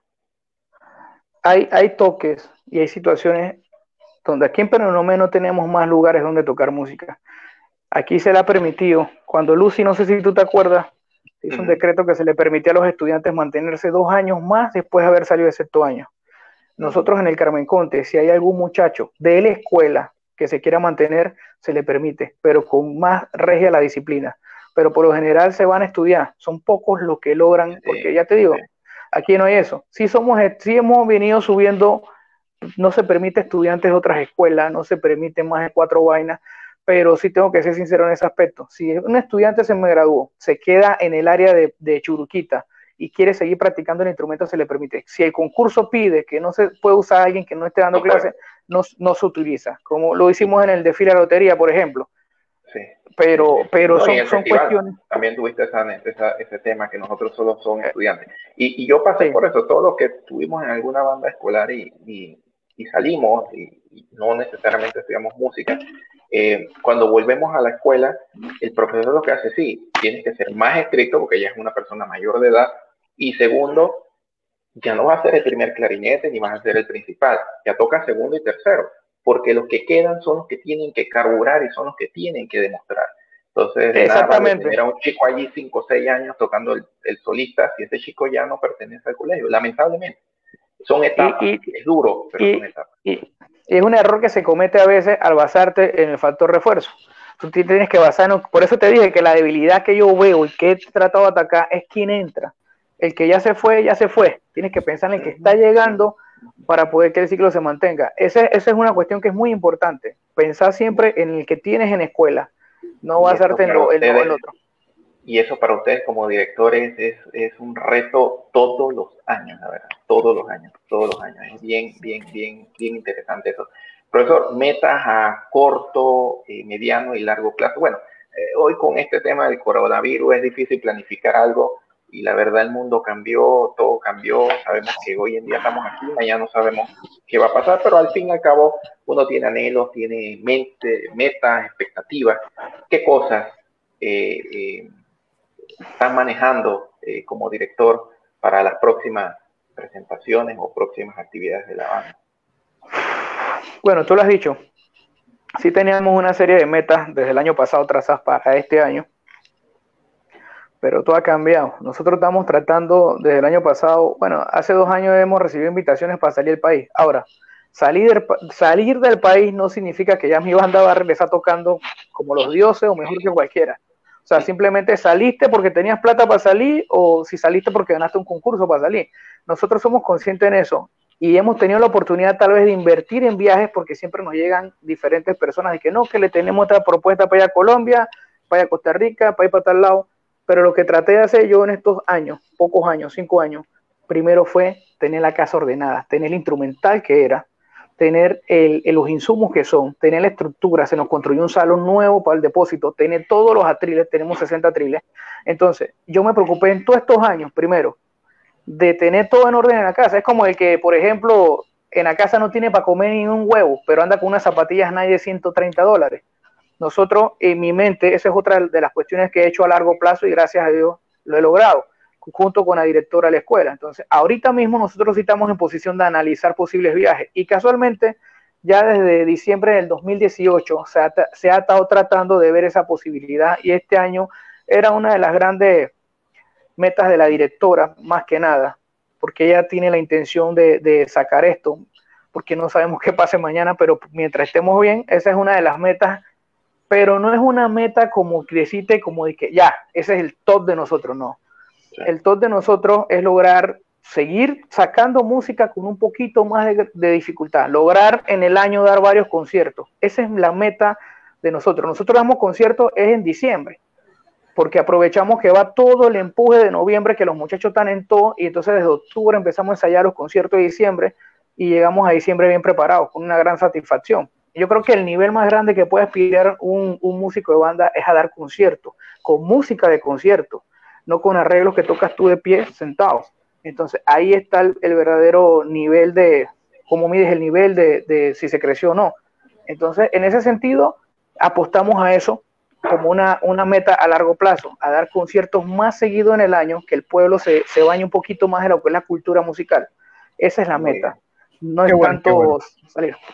Sí, ya tocamos el tema que estamos en el pandemia, hashtag coronavirus. A pesar de las limitantes, a pesar de las circunstancias, la banda se encuentra ensayando de alguna manera, alguna forma. Lo estás logrando. ¿Cuál está siendo tu debilidad en ese asunto? Bueno, la pandemia nos agarró de momento. El día que se anunció que se iban a cerrar, el día que se anunció el coronavirus, yo estaba ensayando en la escuela. Y ya al día siguiente, la ministra anunció que no iba a haber más clases, entonces las escuelas se cerraron de momento. Los muchachos que lograron ir a ese ensayo, último ensayo, se llevaron su instrumento, pero hubo como unos 6, 8 que no fueron por X porque habían pagado la beca universal y estaban cobrando acá en Penonomé con sus papás y no fueron por eso. Los instrumentos quedaron encerrados. ¿Qué pasó con los que se llevaron los instrumentos? Hay una que casi me llora que si podía ya sacarle clarinete a la escuela y que mi hija yo no puedo salir porque me cogen preso. ¿Y a dónde te lo voy a llevar? Pero entonces los otros que lo tienen, lo que he tratado de comunicarme con ellos por videollamada de WhatsApp, que se graben, que me manden, porque ¿qué pasa? La plataforma Zoom es de gran ayuda, pero cuando tú tienes facilidad de wifi, los estudiantes del Carmen Contes, todos no tienen esa facilidad, algunos ni teniendo celular, porque viven en regiones donde hay Churuquita para allá arriba solamente entra Movistar. Bien, para decirte alguna cuestión. Las otras empresas no tienen buena recepción en muchas áreas. La mayoría de ellos allá en el área del corregimiento pajonal tienen Movistar por lo mismo. Y entonces eso a veces de que te conectaste se te cayó. Y es un problema. Y trabajan con data. Son muchachos humildes cuales sus padres también han perdido el trabajo y se la ven duras a veces. Hay casos, ¿no? Todos no. Pero hay algunos que se la están viendo a gatas ahorita mismo hasta para comer. No tiene nada que ver con solamente si puedes estudiar o no. Pero bueno, eso es lo que ha pasado. Sí mantengo comunicación con algunos, los pongo a estudiar escalas. Ellos tienen métodos, tienen Warmode, tienen todo el material disponible. Si no, se lo mando por PDF. Y ellos se graban. Yo les digo, bueno, aquí en esta nota respiraste diferente. Cuidado con afinación con este sí, lo dejaste muy arriba. o aquí en la trompeta pasó esto, y así nos hemos manejado. Es lo más que he podido hacer. También por Zoom, tenía toda esa gente tocando a la vez, es dificilísimo, y pienso que bueno, que he logrado bastante con los pocos que tienen accesibilidad a lo que es el internet con buena señal, porque repito, en el área no solamente el problema es de tener data o no, es la señal. Sí. Las condiciones son totalmente diferentes. Yo creo que esa es la respuesta más clara a una situación que quizás también puedan tener otras bandas de música. En cuanto del interior, sí. Dependes de la recepción de la señal, el grado de complejidad es mucho más alto. Pero bueno, te incentivamos a que lo que estás haciendo con los pocos sirva de motivación, ya que estar en la casa en una situación bastante difícil también crea un poquito de trauma, ¿no? Ya han pasado casi más de 1 hora y media de conversación. Sí. Profesor, ya estamos entrando en la recta final y ya en esta cúspide de la entrevista. Presentaciones, desfiles, conciertos que usted tenga en su mente y recuerda con gran cariño, con gran admiración y que tenga para usted un gran recuerdo. Dice, wow, fue un evento o una actividad, un concierto que yo recordaré por siempre. Menciónenos algunos, los que se le vengan a la mente. Ya sea marcha o concierto. ¿Como director de banda o como...? No, como director. Como director. Bueno, de cualquiera de las dos bandas que haya dirigido. Bueno, como director de banda recuerdo un desfile 19 de octubre en Agua Dulce, en 2017. Salimos a formarnos a las 2 de la tarde y los mantuve parados de pie debajo de un sol y cayó un palo de agua de 2 horas.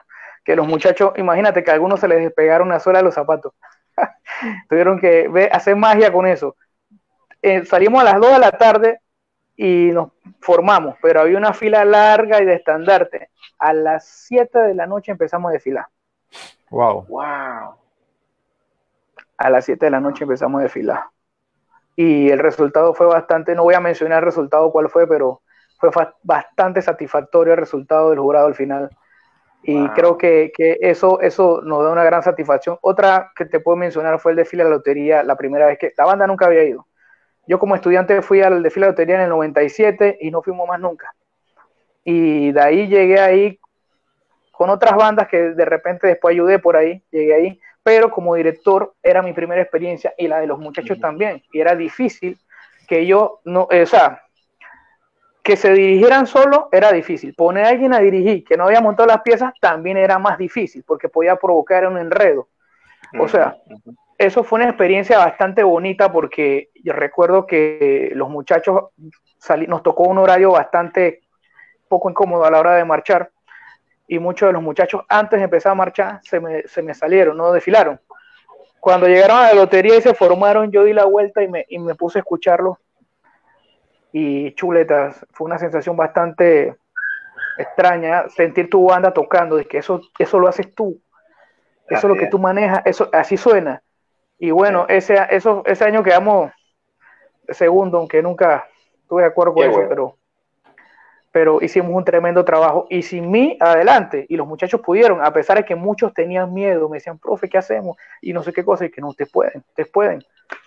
Esas son experiencias, tengo tal vez muchas más, pero no, está en su libertad de compartirlas, no se preocupe. Profesor, sí, diga.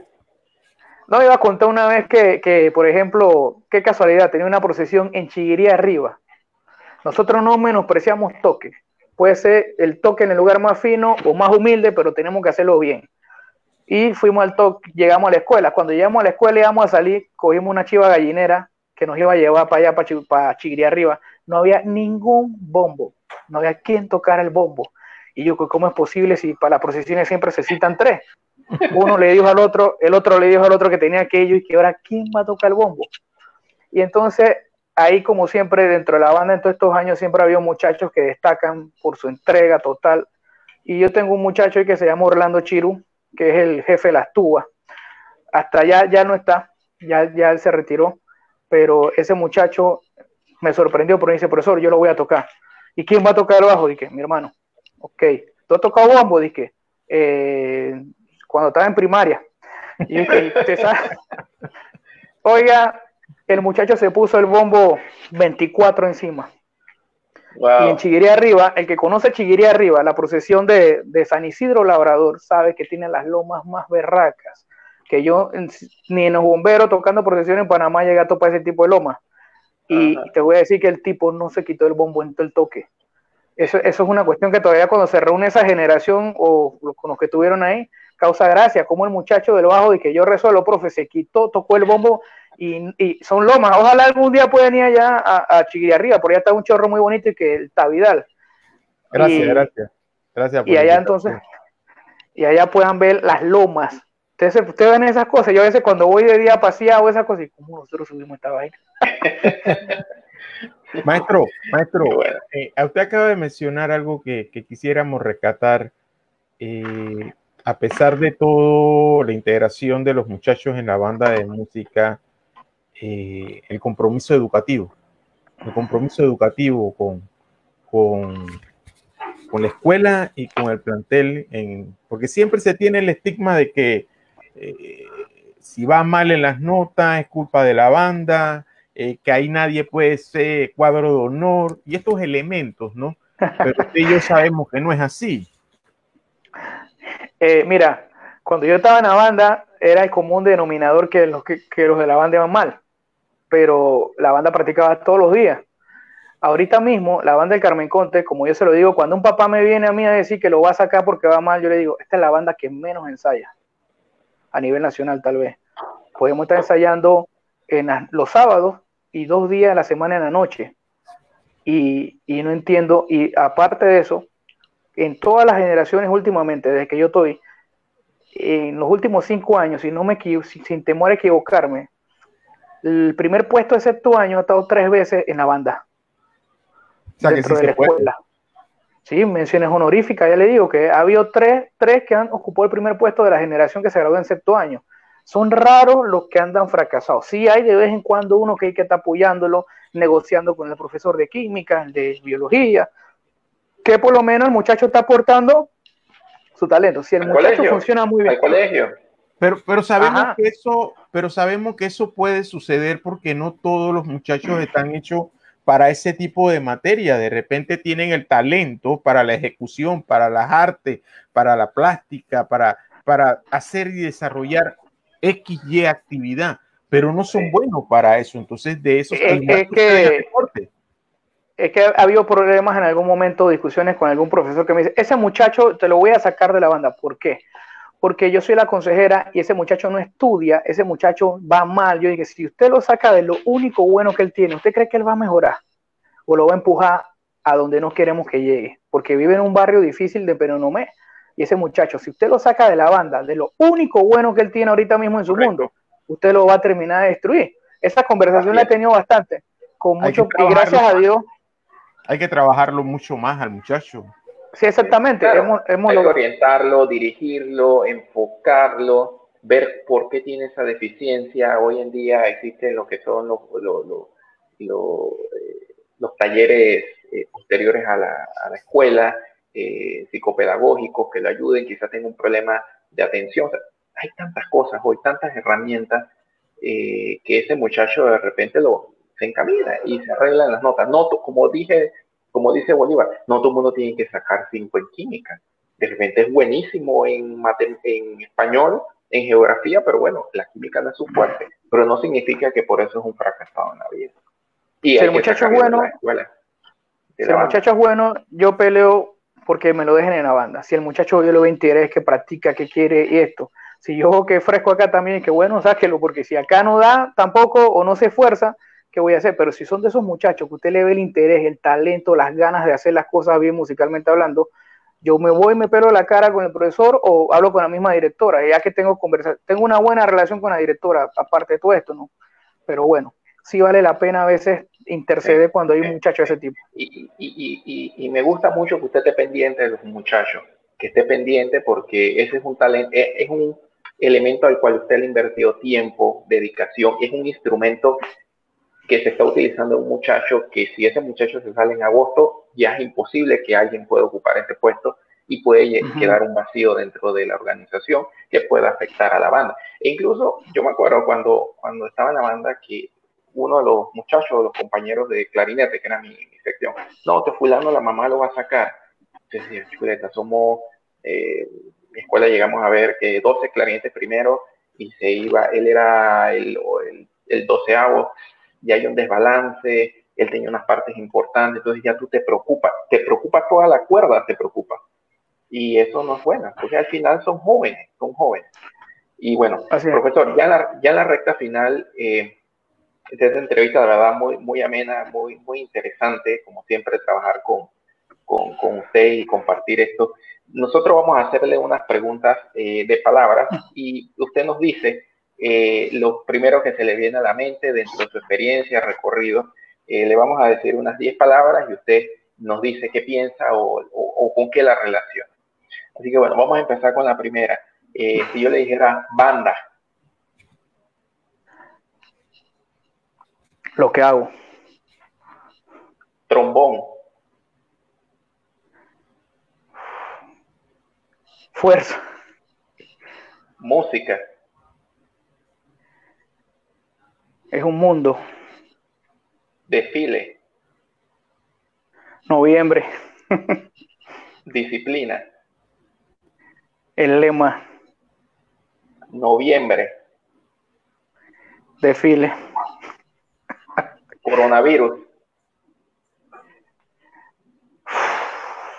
Una prueba. Concierto.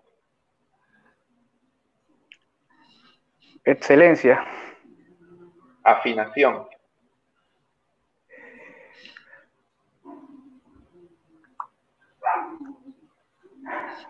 Se me viene a mente la palabra grupal, un trabajo grupal.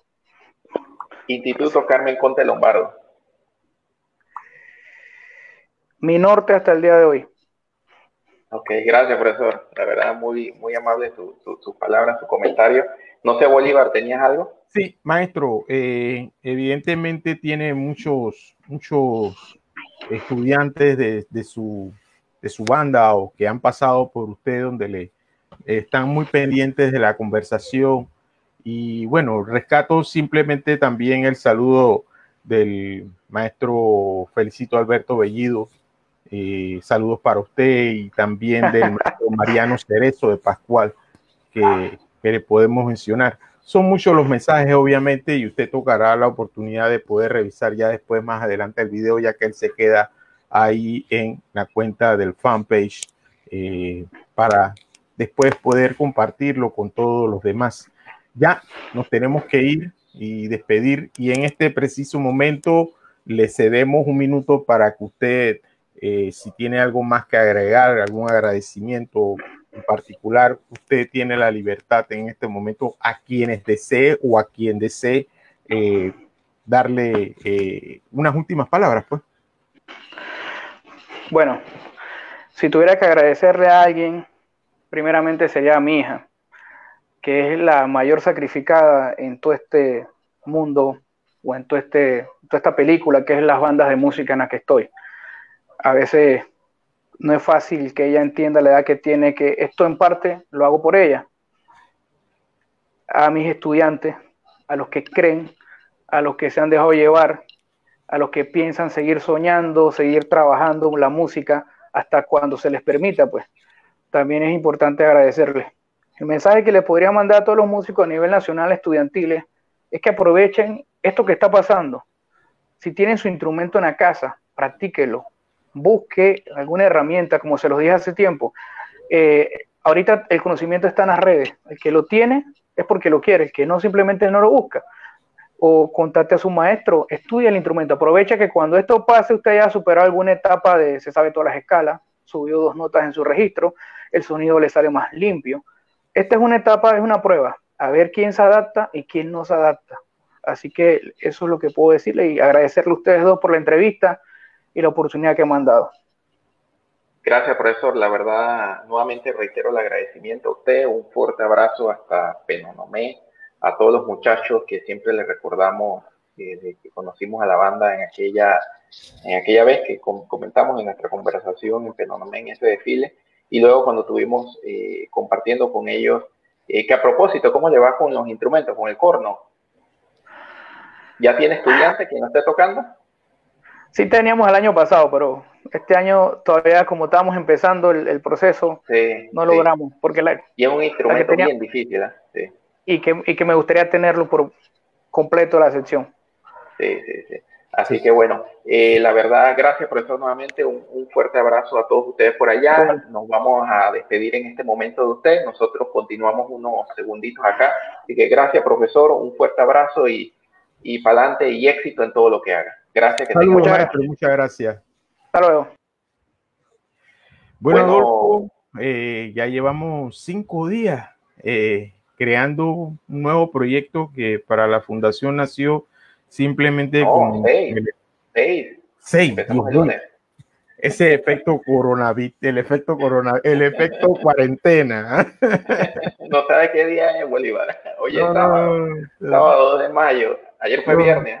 Dios mío, yo pensé que era viernes. Bueno, ya son 6 días. Y precisamente mañana es domingo y mañana adivinen a quién tenemos aquí. Es prácticamente un programa especial, casi especial. Sí, es un programa especial. Mañana tenemos a un buen amigo de esta fundación, al gran músico, instrumentista, a Benicio Pin Núñez, conocido como Pin, trombonista egresado también de las egresado de las bandas de música escolares del Colegio Moisés Castillo Caña. Conozco a Pin, fuimos contemporáneos al mismo tiempo, un trombonista de que se veía desde su edad escolar, resaltaba y destacaba. Y bueno, siguió este camino de la música y hoy en día es un trombonista súper consagrado a nivel de Panamá y de la región y del mundo de la música instrumentista en el trombón. Fundador del taller de trombones y él nos va a contar toda esta historia que ha hecho a nivel escolar y luego a nivel profesional, ¿sí? Sí, vamos a tener una versión totalmente diferente ya que lo acabas de decir, él inicia como estudiante de escuela, se profesionaliza, pero también tiene él una faceta importante que vamos a dedicarle un poquito de tiempo, que es a las murgas. Así que ese es el valor agregado que va a tener la conversación con Pin o con Benny el día de mañana con una variante. Vamos a estar haciéndolo a las 8 de la noche, porque es domingo, la gente tiene que descansar más temprano, ¿no? O sea, el lunes que hay que trabajar. Pero bueno, los que se quieran dormir un poquito más temprano, vamos a empezar a las 8 en punto, no a las 8:30, sino por ser domingo, vamos a empezar a las 8 en punto. Y sí, precisamente. Y el lunes hay otra sorpresa. Y el lunes hay otra sorpresa. Mañana la anunciamos. Y esta semana que viene seguimos con las entrevistas y tenemos una sorpresa, la verdad. Un sorpresón. Impresionante, que yo sé que. Un sorpresón para el ese día las redes sociales y nuestra plataforma van a estar full. Hemos tenido en esta semana entrevistas con visitas de más de 1,000 personas simultáneas. Yo estoy sorprendido. 1,500, 1,700 personas oyentes a la vez, la verdad. O sea, todas han tenido un impacto y evidentemente han ido creciendo en la medida que cada uno nos ha apoyado para divulgar el evento, ¿no?